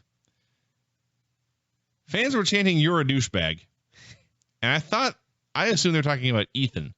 The announcer said they were talking about Spud. It's possible they were talking about Sting, although not likely. So Sting squashed him. He put him the Scorpion, but Spud jumped on his back. And then the clown show started. As Sting was spinning in a circle, and every time Ethan got to his feet, Spud's feet would hit him, and Ethan would fall down. Right out of Keystone Cops. That happened a few times. Then Sting hit a Scorpion death drop, but Spud refused to count. So Sting was grabbing Spud by the wrist while laying on top of Ethan and forcing Spud's hand to count, and it was an epic struggle every time this hand went up and went down. Because Spud was nearly unconscious from being spun. And he's apparently too strong for Sting to manhandle. So, yes, this was a very, very, very, very bad cartoon. Finally, Magnus ran down. He yanked Spud out of the ring. He tore off his shirt, revealing another ref shirt underneath. And then Ethan schoolboyed Sting, and Magnus dove in the ring to fast count him. Hey, got to give him credit. He was the first heel ref. He just counted 3, no matter what. Not ever, but the first one in many years who actually acted like a heel ref. Great. So Sting suddenly then decided that he no longer cared about Ethan. So this is not about Ethan or Dixie or Spud. It's about him and Magnus. Well, it was. He called Magnus a disgrace to the business, challenged him to a title match, then said, quote, "A man is a champion. A champion is a man, and boys wear belts." I don't know where that part came from. I don't know where any of that came from. It's doing fine up until the boys wear belts. So Magnus mentioned that, oh, by the way, there's a commercial in somewhere in here too. So Magnus mentioned that Sting's contract was coming up, and he challenged him to a title versus career match, where Sting won, and wasn't he supposed to not ever challenge for the world title again? Well, yeah, they had a negotiation here. That's it? Yeah. He can never challenge for the world title again unless he can? It's the champion giving him a shot. That's stupid. Anyway, I just thought of that. So Magnus said, you get a title shot, but if you win, you're the champion, and if you lose, I tear up your contract and you're out of here. Yeah. Sting said, okay. Yeah. Magnus left. Sting's music played. The announcers filled some time. And all I can say is that only in TNA would Sting's career end with a 1-week build. But it's TNA, and that wouldn't surprise me at all. I got to say that, as I mentioned at the beginning of the show, when you watched the show, it felt like WCW at the end. But my God, and it could be the end for Sting. This could have been Sting's last night. In fact, it's likely it was Sting's last night. As Dave noted the other day, there are people in WWE that think they got him for WrestleMania. So this could have been Sting's last ever night with TNA. And what a professional. He is a true pro. Think about all these dipshits at the end of WCW. Yes. Where the ship was sinking and they were just acting like idiots. They didn't care, messing around, doing all of this goofiness and just out there entertaining themselves and taking a check. Not Sting. Not Sting. He goes out there every single day and he gives it his all. So, 2 thumbs up to Sting. I hope he gets his WWE run. And if he doesn't, he can come back as the investor, because I still got to figure out who this is. Kid Mojo here says Desmond Wolfe. Now, I saw that tweet. I presume he's suggesting that's a possible investor. I like the idea better that I guess it's the same person. But more importantly, he would be the one who likes wolves. Yeah, Desmond Wolfe. Yeah. He's a big fan of wolves. This guy thinks it could be Cornette. Don't think so. This guy says they should call it the Roode Remorse. That should be his move. Yeah. Right, how about the How Rude? Better than Rude Bomb. Actually, the Rude Bomb is kind of growing on me. No. It's so the Rude Bomb. I mean, honest to God, the Rude Bomb. You don't think the Rude Bomb is better than the AA, like its finish is an egg? I had never once thought to myself, John Cena's finish is an egg. I understand eggs are grated. This guy thinks it could be Russo.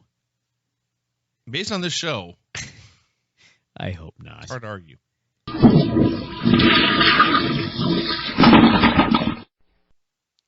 It opened with a backstage skit that lasted, 45, 50 minutes. It was Magnus, Dixie, and Spud meeting with, and I quote, a high-powered lawyer. He explained to them that an unknown investor had secretly been buying shares of the company. Shares. In an attempt to enact a hostile takeover. So the investor is admitting it's a hostile takeover. There's more. They made it clear this was not just good business. Indeed, this is not good business in any way. If any of you out there happen to have been blessed with financial fortune, I implore you, do not invest in TNA. This is a bad decision. Actually, you should be investing in WWE stock. It's sky high right now. There you go. Well, you should have done it weeks ago then. But point being, nothing good can happen if you give money to Impact Wrestling. Don't do it. Regardless, this secret investor was not just interested in good business. They also wanted decision-making power over the wrestling side of things, which is Dixie's job. And since this is Dixie's show, and she is the star, that makes this important. She owns the company, right? That's what we're told. She's the owner. Mm-hmm. And someone snuck in and bought a majority share of the company? Or at least 50%. No, it has to be a majority because they're making booking decisions. But she's overriding them as well. No. Kinda. She added a stipulation. I don't know. None of it makes sense. None of it interests me. And let me tell you guys about this attorney, this high-powered attorney. I have seen many bad performances in my lifetime. But this guy, as God is my witness, had me begging for Claire Lynch. I have no idea where they got this guy, but he was really bad. He's not an actor. They did not find him in drama school. No, I'll bet they did find him in drama school. Those are usually the worst actors. They go in there and they try and act. I see. That's what this guy did. All right, so this guy explained that the secret investor had ruled that Sting would be allowed to have somebody in his corner. Think about this for a moment. Secret investor's got to be Vince McMahon. No, Vince is way too smart. No, that's the whole point. Sting would be allowed to have someone in his corner. That's the I don't know, the power play. That's his bold move. You can have a guy stand there. So this outraged all the bad people. And Magnus made a counteroffer that the match would then be, because Sting was allowed to have a man in his corner, the match must then be no DQ, no countout. I can get that, said the lawyer said he could pull that off. How the hell do you know that? I don't know how he knew. How do you know you can get that? Who do you even talk to?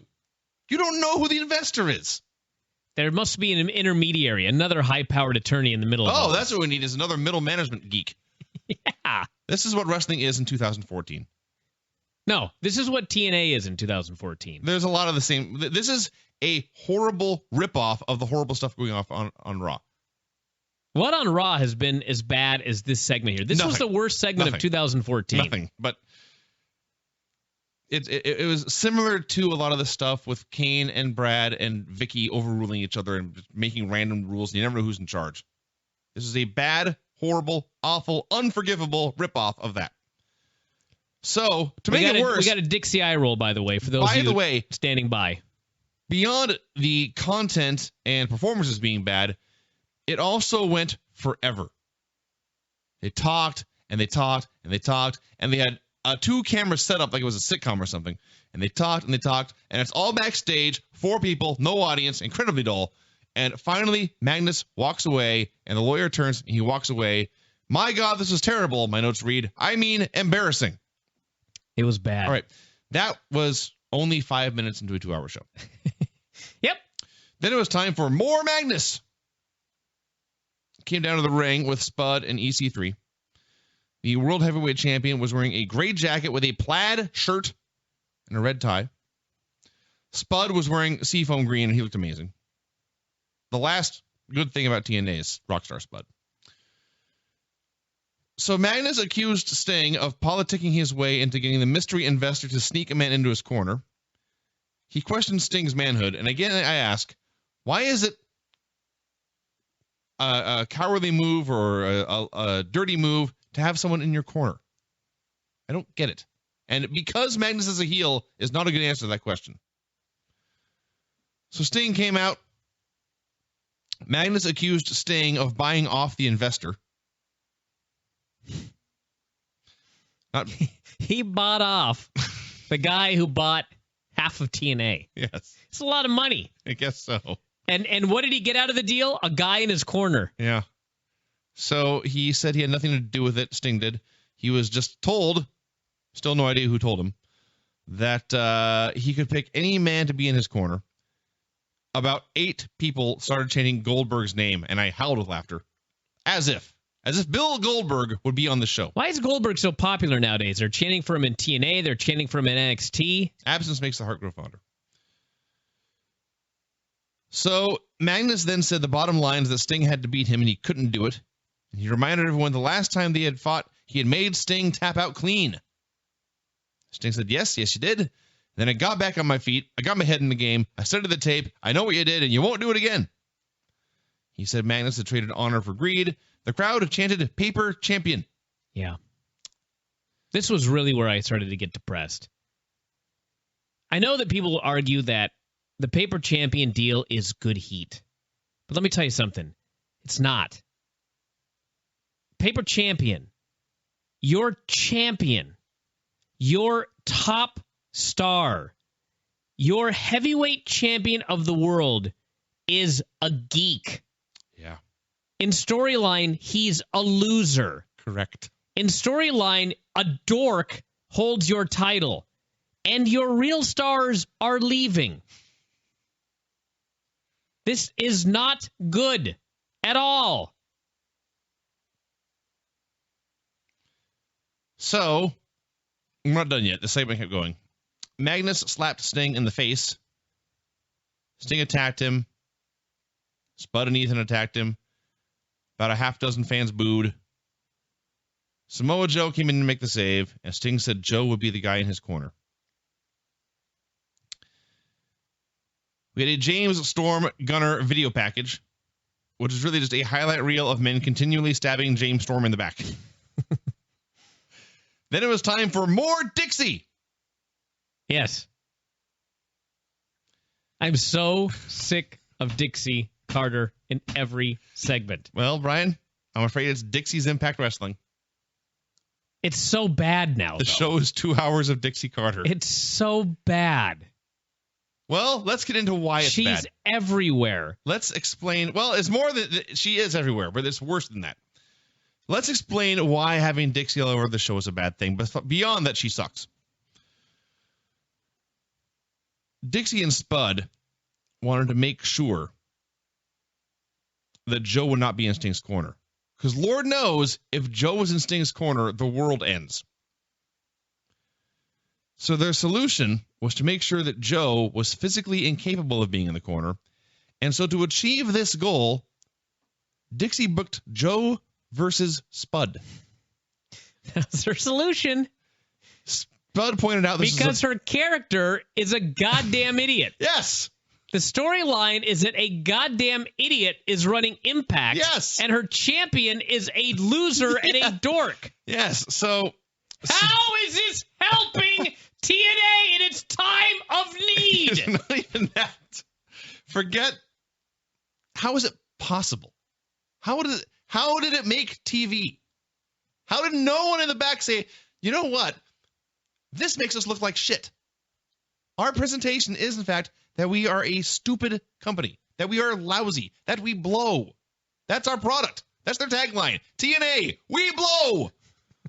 She could have seen Vinny right there. I've never seen him so agitated. So he literally spread his arms as wide as could be as he screamed, "We blow!" So Dixie said that Spud had won British boot camp, and that made him a viable opponent for Samoa Joe.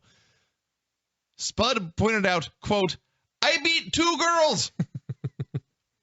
Spud, I can almost forgive everything because of the greatness of Spud. Spud is phenomenal. He's so awesome. What is he doing on the show? Being awesome. Well, I know, but there are better shows for Spud to be on. I would watch a sitcom built around Rockstar Spud. Hey, maybe coming.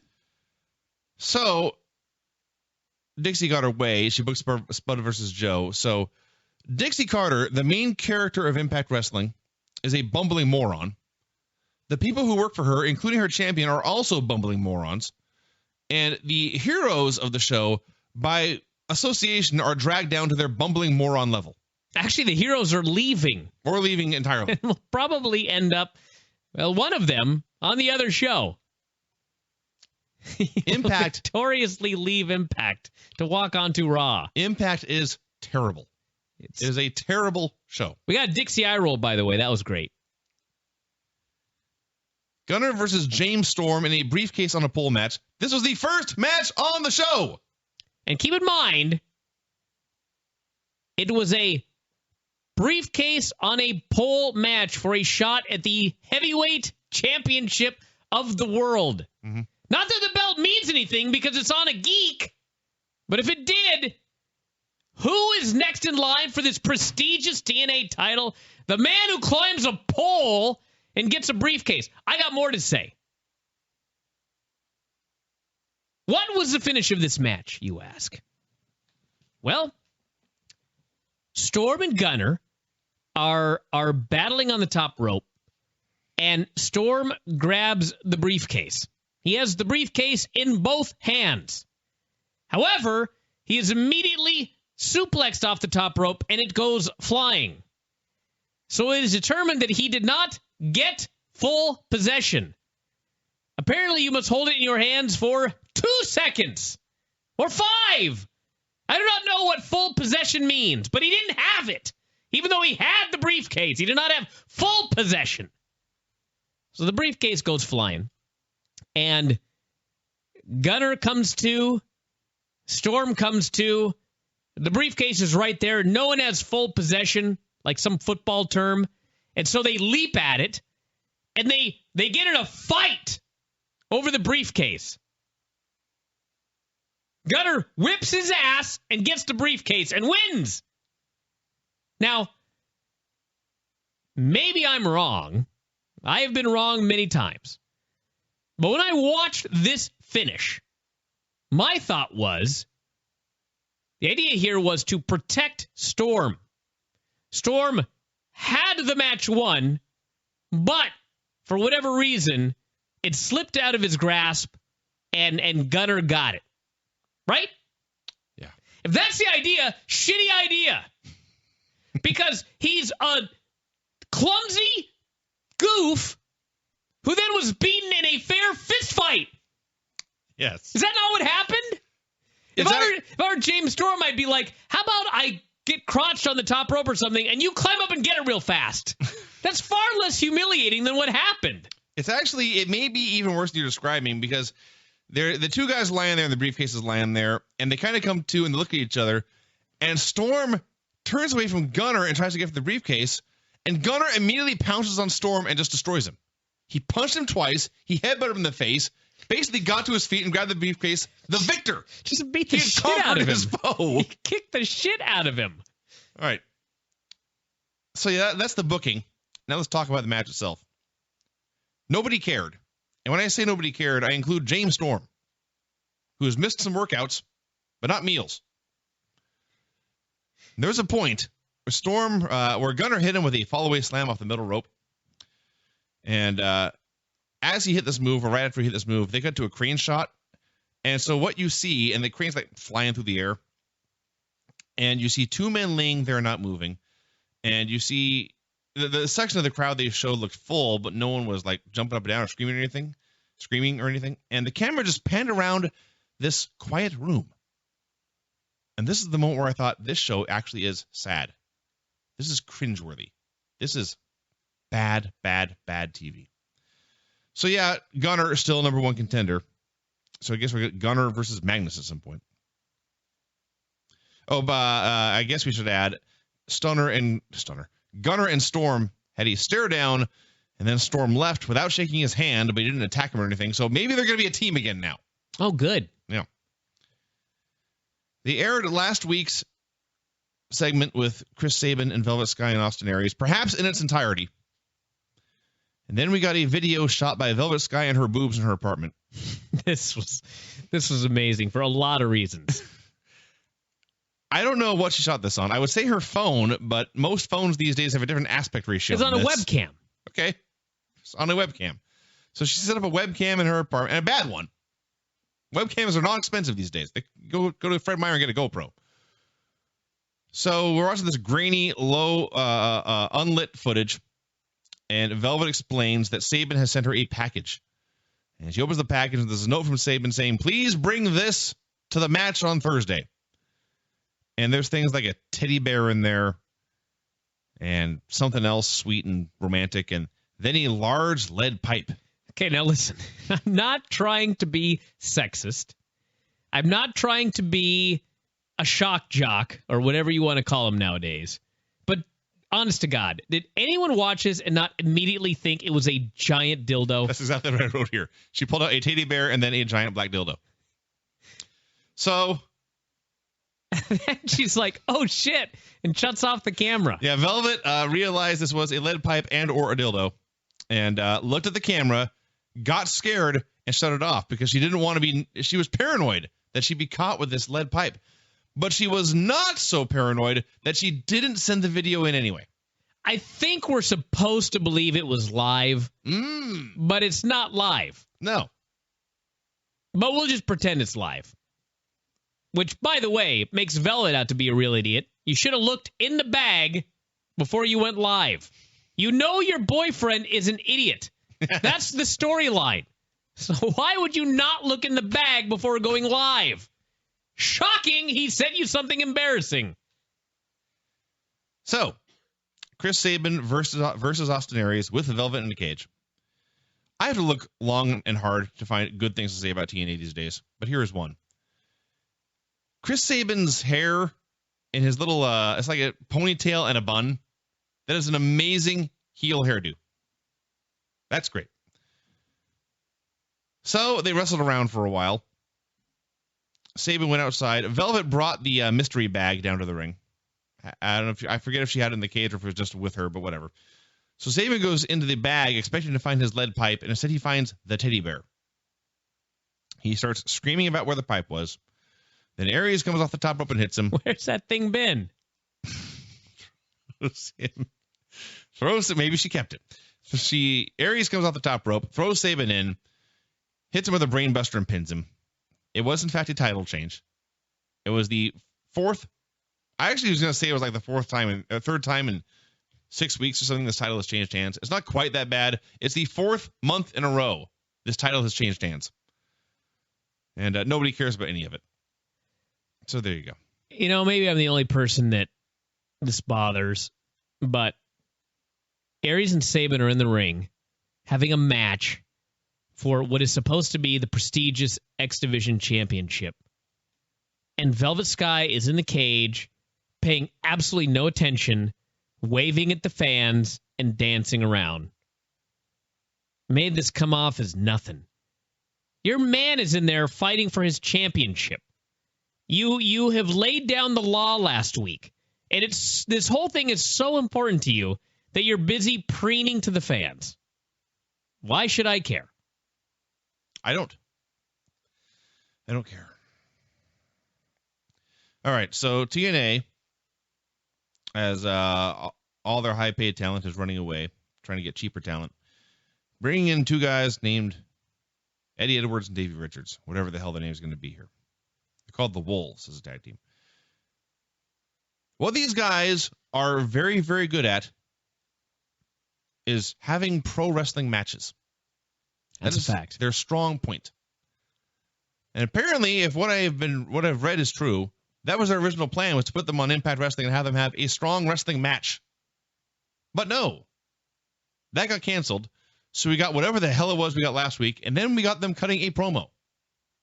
And it's not even so much that this was a bad promo. It wasn't a bad promo. It's just taking your talent and not working to their strengths. So the point of this promo was, of course, Dixie Carter. Dixie. And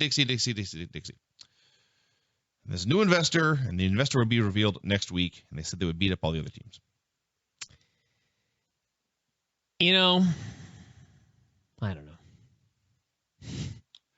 I don't know what there is to add here about this, except that, I don't know. All right, let's take a little side detour.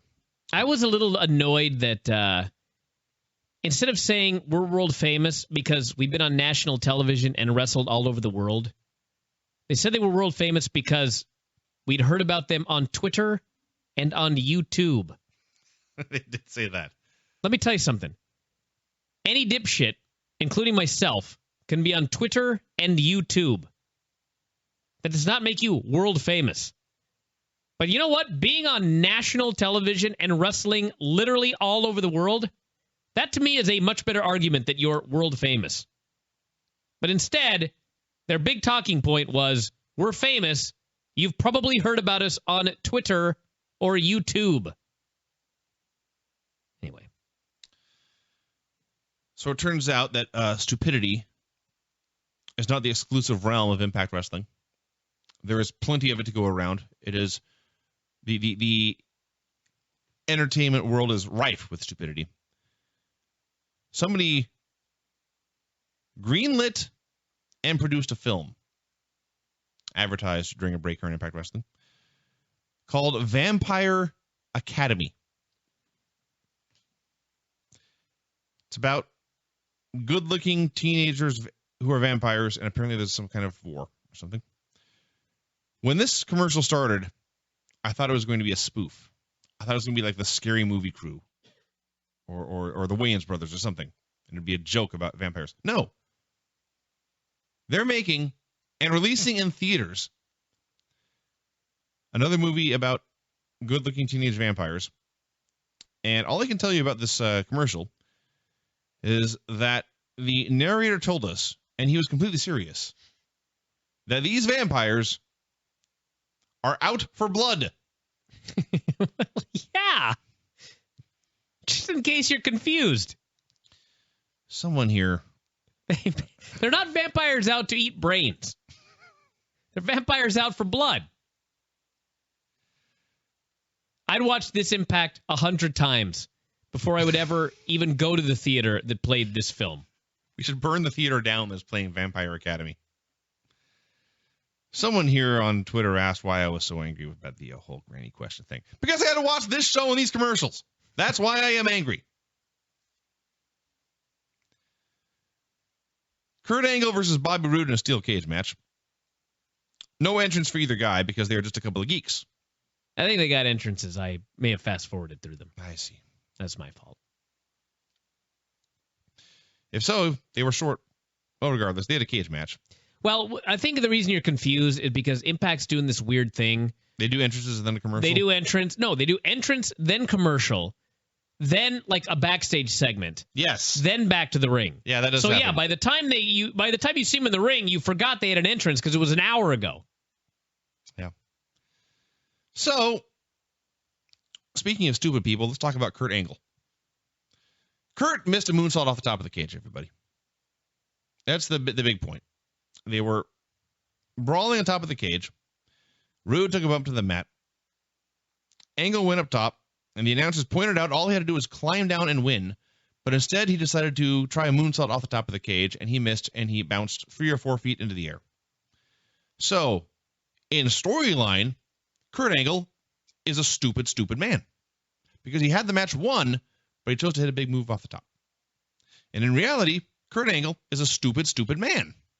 Because he chose to do this stupid, stupid move on this show for no reason. Well, the reason was to try to get people into a match that up to that point they didn't care about. Yeah. That's a horrible reason. Maybe I'll give them the benefit of the doubt for a moment here. Maybe they said, Kurt, you're 45 years old. Do not even think about doing a moonsault off the top of the cage. And him and Bobby Roode decided that they were going to do the moonsault off the top of the cage. Now, I don't think they did that. Because not only did he do the moonsault off the top of the cage, but if they were really so upset about it, they just would not have aired it. You could have easily edited this moonsault off the cage off of television. Let alone showed many replays. Many replays. And it just is really... This was where I really just started to get depressed. Guy's 45 years old. Mm-hmm. He's broken his neck God knows how many times. Yeah. He's physically ravaged. And this is a guy that if he went to WWE tomorrow, I would bet you good money, significantly more than $54.95, that he would not pass the WWE physical. They would never put him in the ring. He would never wrestle another match again. And meanwhile, TNA lets the guy go out there and jump off the top of a fucking cage. You know what I mean? Yeah. I mean, there's a part of me that sort of thought, the whole thing with the NFL and concussions and $850 million, whatever it was, which apparently Vinny has been rejected. Is that correct? They may be paying out significantly more. Yes. So WWE is being very careful, obviously, because they don't want to pay. They don't want to pay $800 million. They can't afford to pay $800 million to old wrestlers who they allowed to get into the ring with concussions when they knew damn well you shouldn't. So the physical that you must take and pass, the impact testing that you must pass after suffering a concussion, they are not fucking around. And meanwhile, here's Impact letting this guy climb to the top of the cage and do a moonsault off of it. Dude could have killed himself. Legit, honest to God, could have killed himself. Last time, if I recall correctly, they did a moonsault. Like, he went straight up and straight down, that match with Ken Anderson. Yeah. And goddamn near did kill himself. But hey, let's try it again. Don't worry, he doesn't have to hit the guy. He'll just miss. That's apparently better. So, I just was watching it thinking, they probably know they ain't going to be around in 10 years. Don't got to worry about a lawsuit. The company won't exist. So, hey, what the fuck? Send the guy up there. I don't know what they were thinking, but you know what? As a fan, that's what you would think as a fan. They don't care. The key is, it doesn't matter if they care. It doesn't matter if they care. It looks like they don't give a shit about the guy by letting him go off the top of the cage with a moonsault. So they need to lay down the law. Knock it off. If you do it, we're editing it off the show, and you're suspended without pay. No more fucking around. Let's start worrying about people's well-being here. You have to lay down the law with Kurt Angle because he's not going to lay down the law on himself, right? Yeah. Has he ever shown restraint? No. Of course not. So lay down the law. Quit doing fucking moonsaults off the top of the cage. I'm about to have a heart attack right now. I'm going to need to suspend myself from this show. I'm going to have a heart attack if I keep reviewing Impact. Shaking with rage right now. Anyway. So on top of all that, that was just the match getting started. That wasn't even the finish. Wrestled around for a while. Traded finishers. Angle had also hit an angle slam off the top rope after missing the moonsault off the top of the cage. Finally, they brawled on the top again. Roode got crotched again. This time, Kurt decided to climb out and win. Roode was scrambling for the door at the same time. They brought up the split screen. I actually thought they were going to do the Hogan-Orndorff finish and restart the match, but Angle won by about a second and won. So he is. I don't know if he's still eligible for the Hall of Fame or if this means he's in it now, but there you go. You know, maybe I'm completely incorrect here, but the impression that I have got from talking to people within WWE is that Kurt Angle's contract actually expires before the next time TNA is scheduled to run a Hall of Fame induction. And I don't expect him to be around by the time the next Hall of Fame induction comes around. So unless the plan is to induct him prior to the next Hall of Fame into the Hall of Fame, they're doing a long arcing storyline with Kurt Angle regarding him going into the Hall of Fame, and he may not even be there. EC3 gave Spud a pep talk. He said, I watched you on British Boot Camp. And Spud said, you watched British Boot Camp? And Ethan said, yeah, like 5 or 10 minutes. If I were Jeremy Borash, I'd want to shoot my TV at this point. British Boot Camp was a fun show. And here in their storyline, they bury the show. It's anything else? So he said Spud reminded him of the American dream, only he was the British dream. Turned into a hell of a pep talk, actually. And he convinced Spud he was fierce like a lion. This was the best thing Ethan's done. Broman's got a promo in the ring. I was really fixing to hate that segment, but I loved it. Ethan was great. They were both great. Well, yes. Spud's always great. But I meant it when I said this is the best thing Ethan's ever done. Broman's got a promo in the ring. They tried to get #YoBro trending and talked about how great they were for a while. And I love the Bromans, as we all know. But I will agree with Taz when he dubbed this, quote, a bad, annoying promo. That's what he said. He was right. I don't know. And I love these men. So Eric Young ran down for a brawl. There was one of them and three of him, and he got beat up. By the way, since we have international listeners, I have to have this question answered right now. At least twice on this show, they claimed that next week's show is live from Scotland. And I listened carefully, and they said live from Scotland. That's a 2 a.m. start time in Scotland, right? It can't possibly be live. Somebody please clear this up for me. I hadn't thought about that. So Eric Young ran out. There was one of them and three of him, and they beat him up. And out came the Monster Abyss. No Joe Park, no lawyering, just big scary monster with his big scary music. He hit the bad guys with all his finishers, and he grabbed Eric by the neck, and Eric said, no! And the fans were chanting, no! Just like Daniel Bryan. And then Abyss let Eric go, and they played his music, and that was that. Joe cut a backstage promo saying his knee was fine. He had watched Magnus go from his partner to a scumbag. Said he had seen this many times in his career. He had had knives stabbed in his back, and he had held the knives in his hands. I don't know if you meant this, but at one point in TNA, Joe actually literally had a knife in his hands. That's right. Remember, he's running around with a big giant sword. Yeah, he's trying to dagger people. Yes. So I can't say this show was a low point for TNA. They've had a lot of low points. So he said he was going to beat Spud up. We then got a promo backstage moments ago, it said, with Kurt Angle. He's fine. He was not sweaty.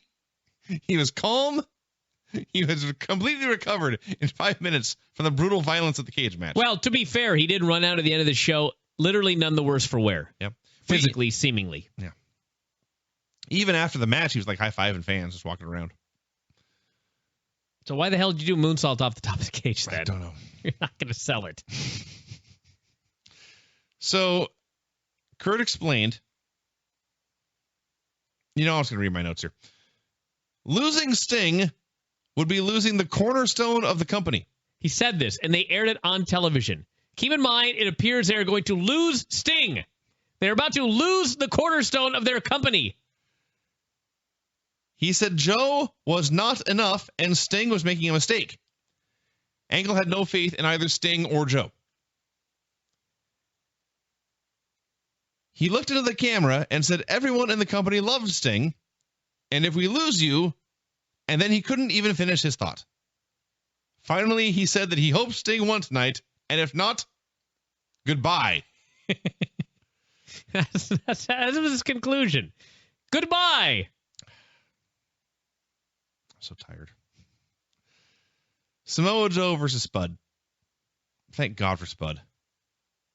The best thing, the only good thing in TNA these days. He was wrestling bare-chested, but still wearing fingerless gloves and a bow tie. They had a comedy match for a while. Spud hit a couple of drop kicks to the bad knee, and then Joe hit the muscle buster and the rear naked choke for the win. Then he cut a promo about what a bad guy he was. But a badass he was, I should say. And the main event, Sting versus Magnus, contract versus title. And I got to say, since people are asking about it on Twitter, yes, they did do a storyline where Sting would never, ever get another shot at the title. But believe it or not, I am actually giving them the benefit of the doubt here because it was explained that Dixie absolutely did not want to give this man a shot at the title, but the champion insisted that this be a title versus contract match. So, believe it or not, I am fine with this. But I can understand if you're not, because they did back out of the stipulation. So, I'm just going to cut to the chase. They did the exact same deal for the AJ Styles match. It was 1,000 bad guys against the one good guy and his couple of sidekicks. Except in this case, unlike in the AJ Styles match, the fans didn't care. No. Why would they? We just saw the exact same thing 2 weeks ago. So the Bromans were out there, and Zema Ion and Ethan Carter and Spud, and no DQ, so it was all fine. Joe was involved, and then finally Angle came back. Sting actually hit a top rope superplex. Yeah, he did. Which is 54. Yeah, not as stupid as Kurt Angle's moonsault off the top of the cage, but surprising. So the ref got bumped. Sting put Magnus in the Scorpion. Roode ran down, hit Sting with the Rabbit Lariat. Announcers were talking about AJ Styles still. So Magnus hits a Michinoku driver. There's still no ref. And then Dixie appears with Earl Hebner dragging him down to the ring. And she drags Earl down. She throws him in the ring, and Earl protests, but it's his job, and so he crawls over, and he begins to slowly count. This Michinoku driver kept Sting down for like a minute. Very powerful move. Mm-hmm. So Earl has no choice, and he counts 1. And he looks at Dixie in protest, but he has no choice, and so he counts 2. And he looks at Dixie in protest, and at this point, and I still can't believe this happened, the camera that was showing the pinfall zoomed past them. So you could no longer see Magnus. You could no longer see Sting. You could no longer see the referee. What you saw was the face of Dixie Carter. And as we saw the face of Dixie Carter, the ref counted 3, and the match ended. Yeah, they missed the 3 count. On a taped show. On purpose. Keep in mind, we were talking about SmackDown on Tuesday and the greatest segment all time, all my life with Zeb Coulter. And they had like 5 cameramen, and 4 of them were instructed, make sure you get a close-up of Zeb Coulter's face as he is pushed in his wheelchair towards Antonio Cesaro. And then a 5th guy was there to make sure that he recorded the entire thing as a long shot. Here in TNA, Sting, who has been with the company for years, multi-time world, the cornerstone of the company, his apparent final match ever with the company. And they missed the pinfall because they had to zoom in on Dixie Carter here on this taped show. That about says it all. That about says it all. Yeah. So they tore up Sting's contract, and they posed over him. Sting's gone. Good for him. If he's going to WWE, that's great. If he's just going home, that's much better. This show gets worse every week. It's amazing. It's really gone off the rails. There's a couple of tweets from the talent involved with the show. Oh, really? After the main event, Austin Healy Aries. Real nice. What a bunch of clowns, and I don't mean the man with the face paint. That's what he said? Yeah. And I actually can't find this now, but I believe that Chris Sabin, after losing his woman and his championship, there it is, yes. Lost his woman, lost his belt. He responded by tweeting out an emoticon of a sad face. I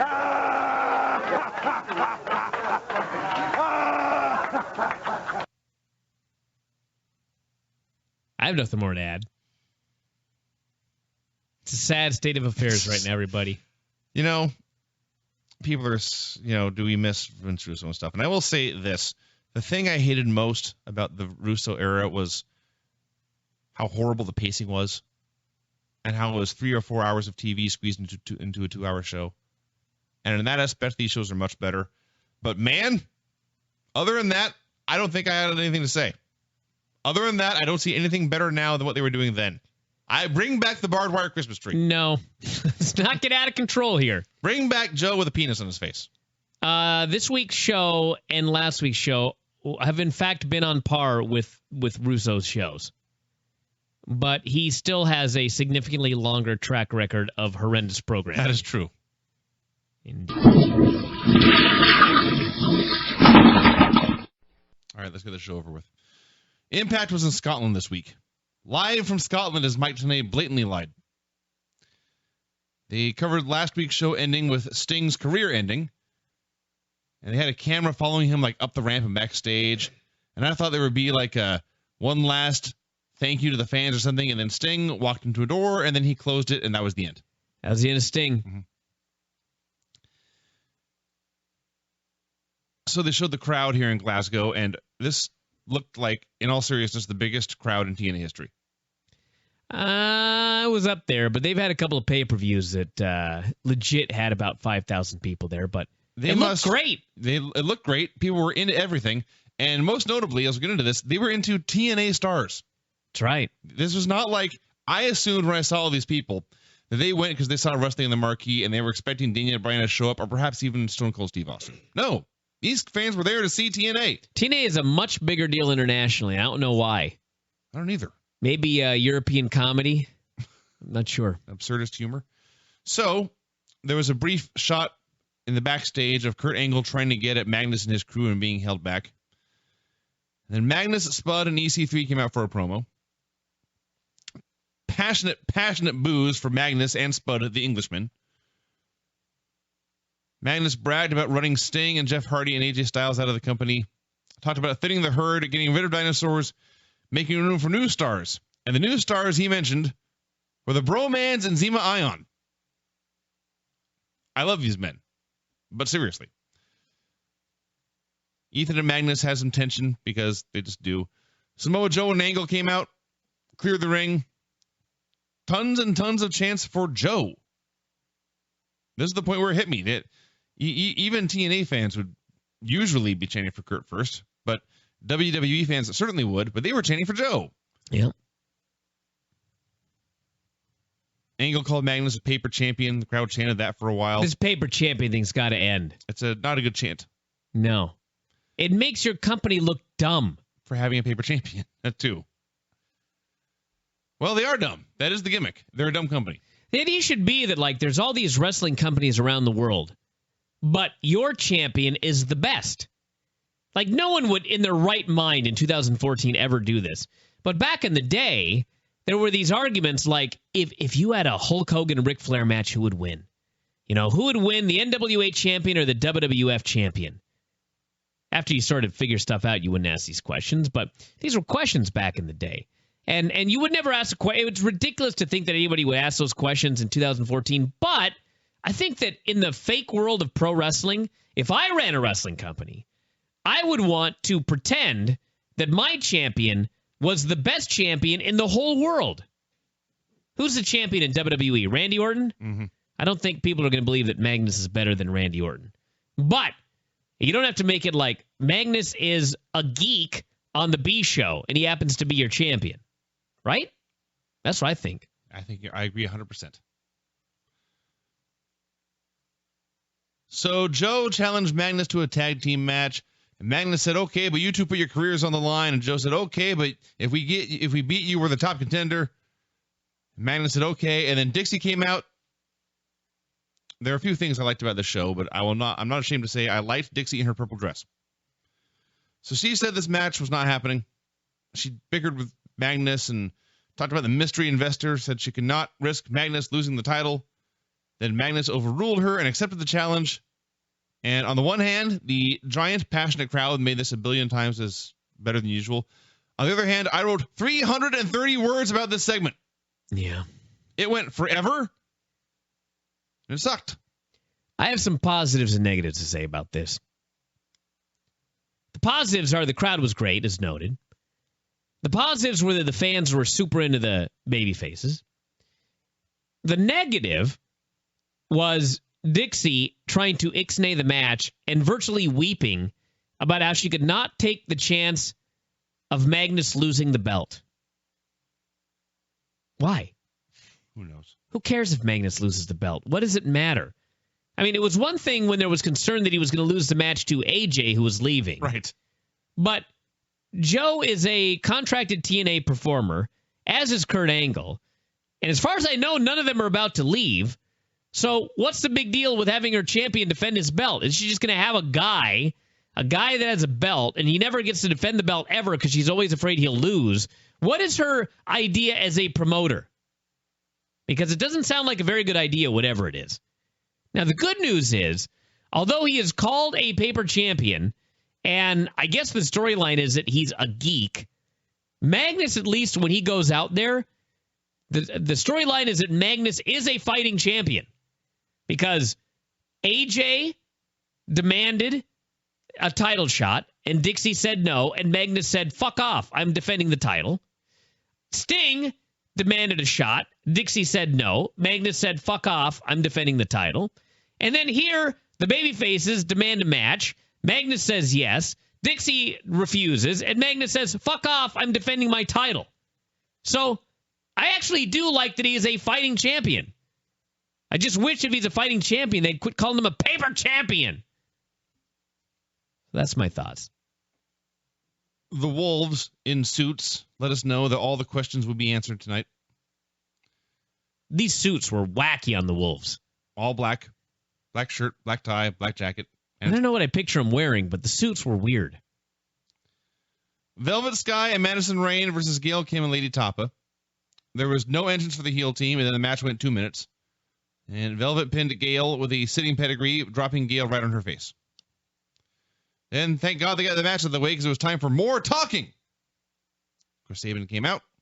He called Madison a tramp and told her to leave, and she did. I guess she's a tramp. She didn't protest. Sabin said Velvet had been avoiding all communication with him for a week and also cost him a championship. Hold on a second. Is this really how human beings communicate in 2014?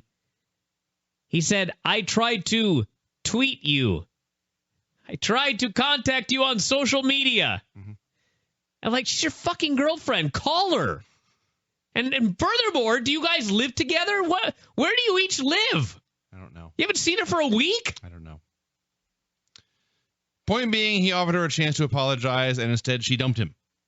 Oops. Yeah. He had it coming. Joe and Angle, okay, here's what I wrote about the next segment. Joe and Angle had a meeting backstage, then they stormed into Bobby Roode's office and apparently killed him. Now, when I wrote that, I was joking. They went into the door, they grabbed Roode, and it ended. They came out from the break, and indeed, they were trying to kill him. Joe was threatening to crush his windpipe, which would kill you. It's not very nice. He explained that they were, in fact, going to kill Roode if he interfered in the main event tonight. And if you're going to go through this trouble, if you're going to attack people physically, if you're going to threaten their lives, if you're going to try to kill them, just do it to Magnus. Cut out the middleman. It'd be too easy. So they left, and Roode laughed about Christ knows what. James Storm came out for more talking. There's a lot of talking on this show. It's a horrible show. Wow. Called out Gunner. Gunner talked about winning the briefcase, doing what was best for his family. Crowd chanted, what? Said he served in the Marine Corps. He never fought for the government, but they always fought for each other. And this inspired these Scottish fans to chant USA. I laughed. He said this is the same way he had fought alongside James Storm. I could hear a few fans begging for some wrestling, literally. Storm talking about raising his kids, and somehow this conversation turned into him saying he was proud of Gunner. He offered a handshake and said he had Gunner's back. And so after all these weeks, they are now just a team again. Well, I actually really like this segment. I like this segment because for the moment, they both came off as likable individuals for once. They have problems. They got in the ring. They talked it out. They put each other over. Good promos on both sides. And at the end, they shook hands and they hugged. And everything was right in the world. And then that led to a match, which you'll talk about in a second. They won. All's well. Which, of course, in pro wrestling means that, in fact, probably in the next week or so, Storm is going to fuck him. But for the moment, I found this to be a nice little segment. I liked it. Because you know what? Remember Murphy? Mm-hmm. Whatever happened to that guy? I don't care. Anyway, you had Gunner and Murphy, who were just like two geeks. They were security or something like that. And then Gunner kind of just does some matches. I like the fact that they came out here and they told the story of Gunner. Why is his name Gunner? Because he was in the military. Bullets whizzing by his ear all the time. He's a tough guy. He stood by his men. Storm's like, God damn, you're right. I stand by you. It's a good little promo. I give this a thumbs up. And then they had a quick match. Probably because there was so much talking on the show. Yeah, Kaz and Daniels came out, challenged them to a tag match with a briefcase on the line. And then they did an 8-minute match in 4 minutes. Yep. Just nonstop action, and that's not a good thing. And Gunner hit Tully Blanchard's slingshot suplex, and then he top rope splash for the win. That was it. Yeah. Dixie ordered Spud to find out who the mystery investor was. Samoa Joe hype video to promote a man who may be fired within an hour. You left the room during this, but you missed the shot of, they had a slow motion shot of Joe throwing kicks in the corner that served only to emphasize the way his fat was jiggling. Dixie was on the phone with her attorney. She was pissed. Roode walked in. I would be too. If a mystery investor bought shares in F4WOnline.com, which is not a public company, against my will and knowledge, I'd be on the phone with Todd so fast. So they shouted at each other for a while. Roode said she had a week to figure it out, and until she figured it out, no more favors. ODB was concerned about Eric Young teaming up with Abyss. He told her everything would be fine. She wasn't sure. Abyss walked up, told Eric he was ready. No commercials between any of these skits, by the way. Just skit. I just wrote 8 million segments. Yeah. Spud vowed to get some answers from the Wolves. At this point, I wrote, this show is amazingly horrible. Spud came to the ring, ran down the fans. They chanted Scotland. He called out the Wolves. They came out to music that was remarkably similar to the ROH theme. Mm-hmm. They are, in fact, still named Davey Richards and Eddie Edwards. Yeah. Davey, by the way, not much taller than Spud. I've been around Davey many, many times. Mm-hmm. And I'm sure shit taller than Spud. How have I never noticed how short Eddie or Davey is? Is he really? I mean, you've seen the two of us together. Yeah. Am I really that much taller than him? Has he gotten shorter? Maybe his posture's maybe slouching. I don't know. He looks tiny. He's just so short on this show. Maybe Spike is wearing lifts or Spud, whatever his name is. That could be it. I don't know, and Spud is really small. Yes. Now he's also skinny, and Davey is not. That does make a difference. So Spud, I mentioned earlier, I had to work to find things I liked on the show. I like Spud. Spud's awesome. Spud is awesome. He tried to play bad cop with them, tried to interrogate them, saying he had seen American cop shows such as Magnum TA. So they may be the best tag in the world, but damn it, he was Rockstar Spud. Yeah. Took credit for doing tough things like pushing Jeff Hardy off a 500-pound ladder. Finally, he hauled off. Pushed him off a 500-pound ladder. That's what he said. What does that even mean? To defeat the purpose of the That's ladder, a heavy by the way. ladder. Just build stairs then. So he slapped Davey across the face, and that was a mistake. What an inconvenient ladder. Hey, go grab that ladder. I can't. It's 500 pounds. I need 8 other men. It's 10 men to set this ladder up. So he slapped Davey, and they killed him with an alarm clock. And then they couldn't just let it end. Is that what it's called? I think it's called that. I've heard them say, I've read in reports they have a move called the alarm clock. I've seen them use this move. I did not know that. Where Eddie throws the guy up and Davey hits a kick. So about that. Perhaps I am wrong, but I'm pretty sure that's what it's called. And then Eddie did some talking, because Lord knows we need more words in this show. He said, everyone would learn the identity of the investor tonight, but the investor warned that anyone who interfered in the main event tag match would be fired. So the mystery investor now has the power to fire anyone he deems fit.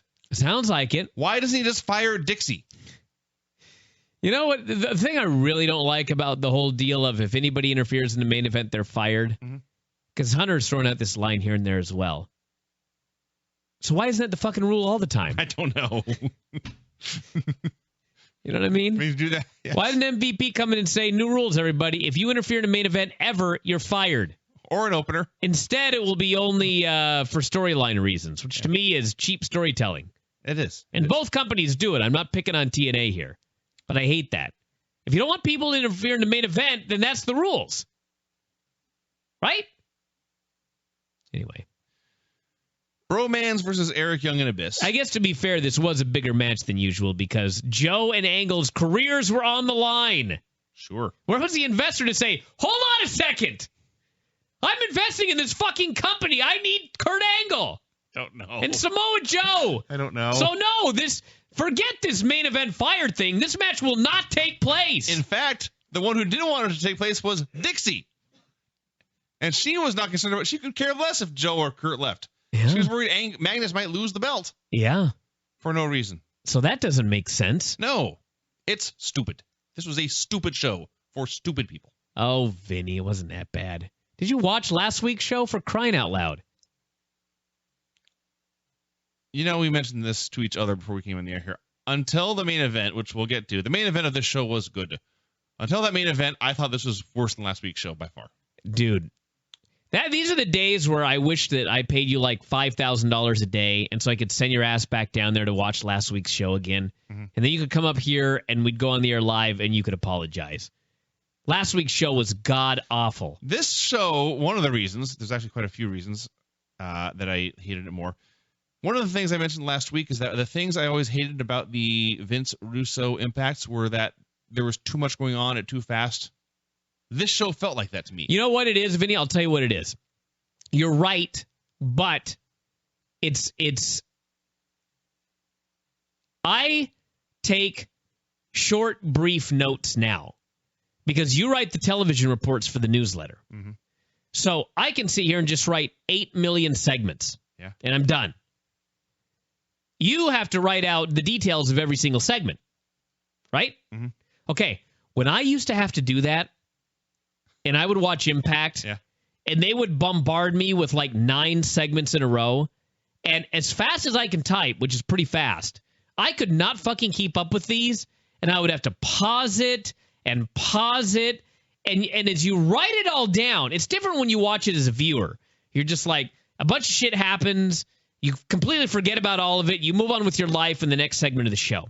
When your job is to recap it, and you're sitting there trying, and you're desperately trying to write everything down as it just bombards you on the screen, and at some point you just snap, and you're like, what the fuck am I watching 7 fucking segments in a row for? Why?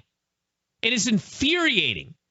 But to your average viewer, it's just like, it's something that it's like, you know, they just see a bunch of shit and they move on with their lives. So I understand why this show infuriated you so much.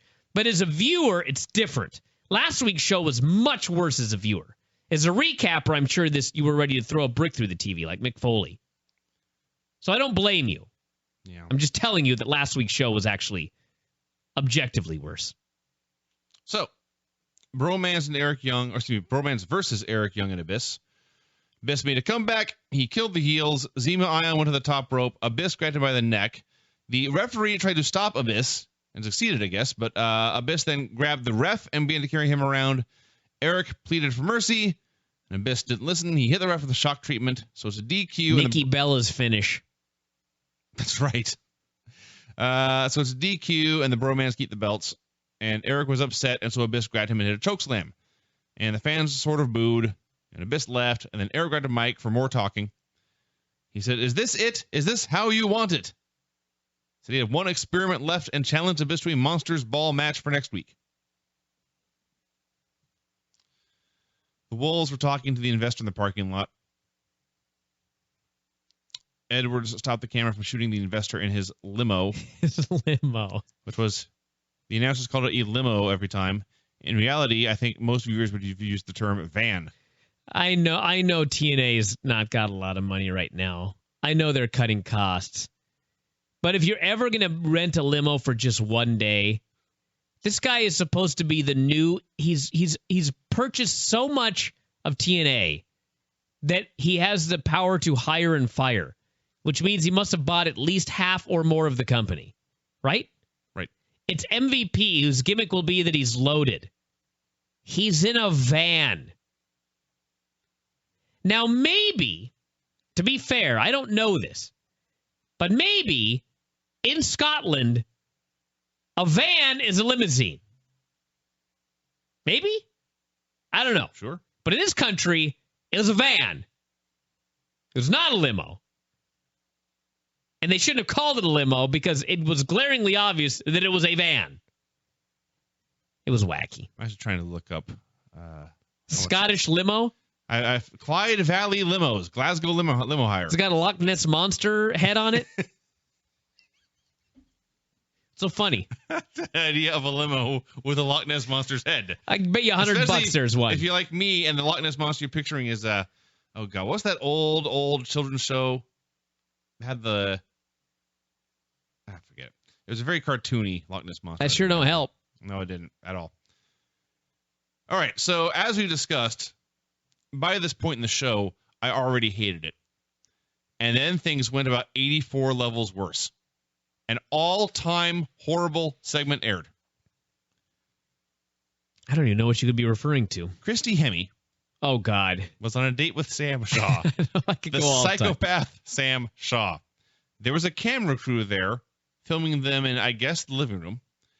And they were talking, and it was a very normal date.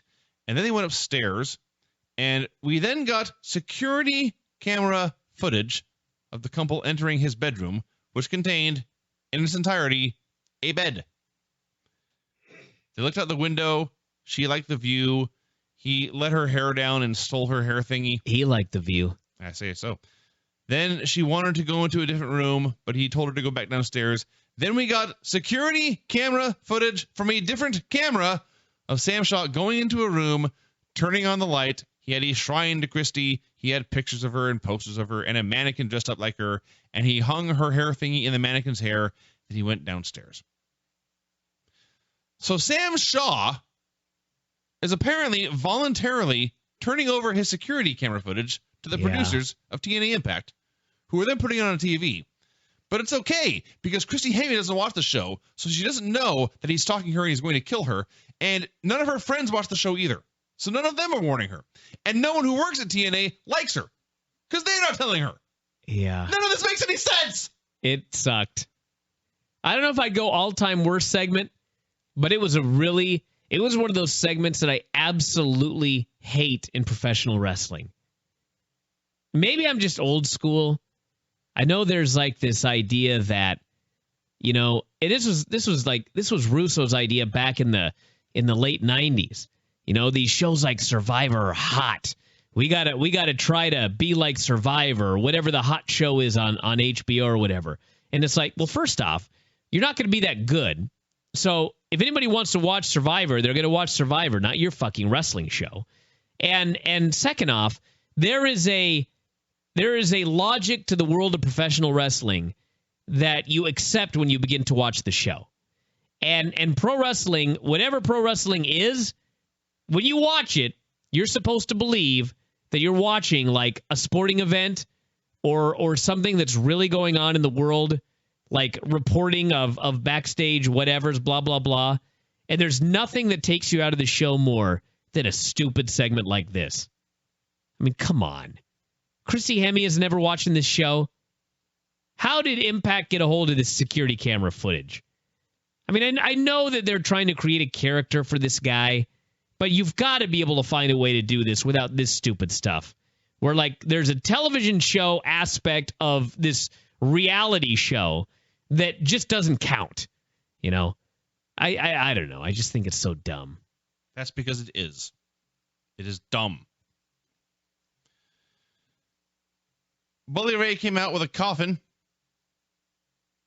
I should point out, by the way, when this thing ended with Sam Shaw and his mannequin, they went back to the arena, and Mike Tenay absolutely refused to comment on it. He wanted nothing to do with it.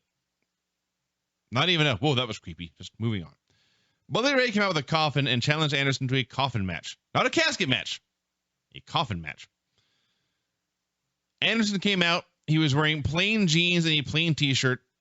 The polar opposite of a big star. He looked like a guy. They went down there and they jibber-jabbered. And I was trying to figure out how Bully could possibly fit in this tiny, tiny coffin. Bully Ray threatened to pile drive Anderson's wife and kids. Anderson accepted the challenge. They brawled. The announcer said Bully Ray had crossed the line by threatening family. I thought he crossed the line when he attempted to light the man on fire. No, that's just pro wrestling. That's just, these things happen. It's just a threat. So was the threat to his family. That's a promise. I see. Silly me. I just like that there's a real world out there. In the imaginary world of TNA, there's a real world outside where there's Twitter, where people go out and tweet to each other, where people find out that Mr. Anderson's wife just gave birth to twins, where people actually exist in our world. So if that's the case, how do you have this Sam Shaw thing where we have to pretend that Christy Hemme is blissfully unaware of this, and then this crazy psychopath is handing over his footage for them to air worldwide on Impact? It makes no sense. You got to do one or the other. Is this a television show that you'd watch on HBO, or is this a wrestling show? It's one or the other. It is not both. All-Star Limos, the Ultimate Party Limos, serves, among other areas, Glasgow. Special offer, limos from only 100 pounds, which is like $150. That's how cheap TNA is. That was out of their price range. Is the so there you could get a limo for $150? Mm-hmm. Wow. Maybe that's not their nicest limo. I don't know. That text, limos from only 100 pounds, is over a stretch Humvee. So Bully and Anderson had a brawl, and Bully bailed. And he was acting more like Bully Ray here and less like the Bully Raven character he's been playing for months. That's a good one, Vinny. I didn't make that up. I forget where I read it, but Bully Raven. It's what he's not doing. Kurt Angle hype video to promote the man who might be fired in 30 minutes. Hey, they had a goodbye to Sting, who's unemployed. They keep talking talking about about WWE at any time. AJ's been fired for weeks. They keep talking about him. By the way, one of the working ideas if Sting goes to WWE is the Raw GM. Cool. Yeah. Magnus and Ethan bitched at each other for a while, and Dixie arrived and warned them not to let her down. Kurt Angle and Samoa Joe versus Magnus and Ethan Carter III. And I can't deny it, they had a good match. Yeah. They had a fun match. Crowd was super into it, especially super into Joe. Perhaps there is a strong Scotland-Samoa connection I'm not familiar with. But Joe got the hot tag. People were begging for it, and then they went nuts when he finally got it. Joe ran wild. Ethan tried to interfere, but Angle took him out with a belly-to-belly on the floor, and Joe choked out Magnus for the win. So there you go. Joe came off like a hero, defeated the champion clean. As per the Stips, he is the number one contender, and he actually seems like a viable threat. And now there is your fresh title program, Joe versus Magnus. He's back. This was a win. This is the best. Actually, I hadn't even thought about that. It's the best thing they've done with Joe in years. Forever. So I was all feeling like, we often say, if a show ends on a good note, that's all you remember. Only the main event matters. I was happy, and then Dixie came back out. And she and Magnus and Spud and Ethan all yelled at each other. Joe cut a promo saying he was the top contender. Angle cut a promo saying nice like this made him proud to be in the business. And he said, I've won this tag match, and I beat Bobby Roode last week. I am now eligible for the Hall of Fame. Since he was the one who declared himself ineligible, that's fine. And then Dixie demanded the investor show his face. And the Wolves came out, and MVP came out using that name. And he has music that includes Godzilla's roar. And the show immediately ended. Yep. They called him MVP. Exhausted. He'll probably be like Montel Vesuvius. Parker. Maybe that'll be his name. Murray. Vince. Murphy. Murphy. Murphy, Vinny, Phineas. Yes. That's a good name. It is. You know what? I bet that's available. Quite sure of it. I don't like to nitpick. What's so funny? Yeah. Nothing on the show is nitpicking. Everything about it sucks. It's kind of nitpicking. So finding something new that sucks is not nitpicking. So before Dixie turned heel, she announced that Kurt Angle was going into the Hall of Fame, right? Sure. So they get to Hall of Fame time, and Kurt refuses his induction, right? That happened, yes. So now Dixie is a heel. Correct? Yeah. She doesn't like the baby faces, including Kurt Angle, right? As far as I can tell you. So Kurt Angle wins a match with Bobby Roode when he jumps his ass off a cage and nearly kills himself. And now he has decided that now he is ready to go into the Hall of Fame. Yeah. And so he has commanded her to open up her pocketbook. I don't even know what that means. Does he get a payoff? But she has to open up her pocketbook, and he is forcing her to now induct him into the Hall of Fame.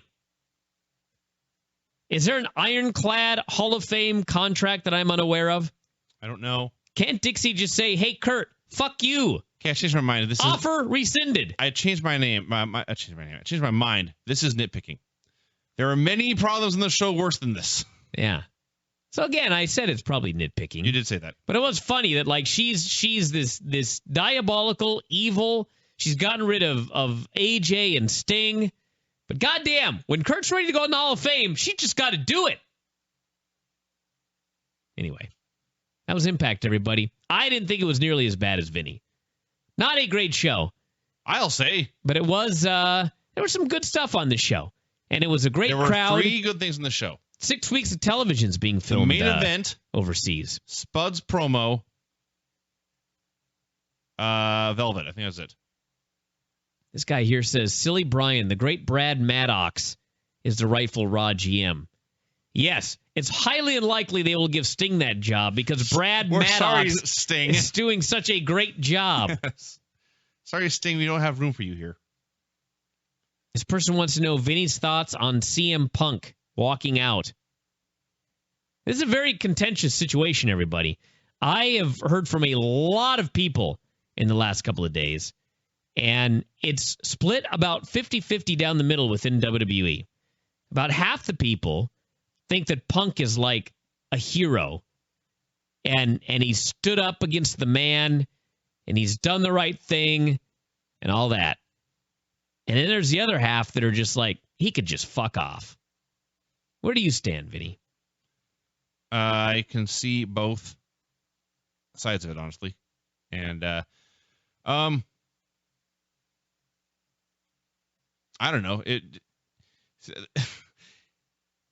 Logic would tell you that if he violated his contract, he would be fired. Well, if he doesn't care about being fired, then why not violate your contract? So He hasn't really violated it.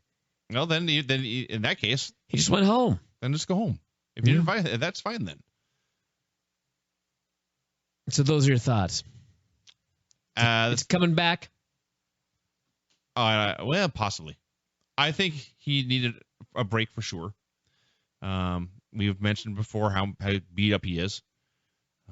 Even in the Ariel Helwani interview, which I didn't watch the whole thing, but the 10 minutes I did watch, he seemed totally burned out.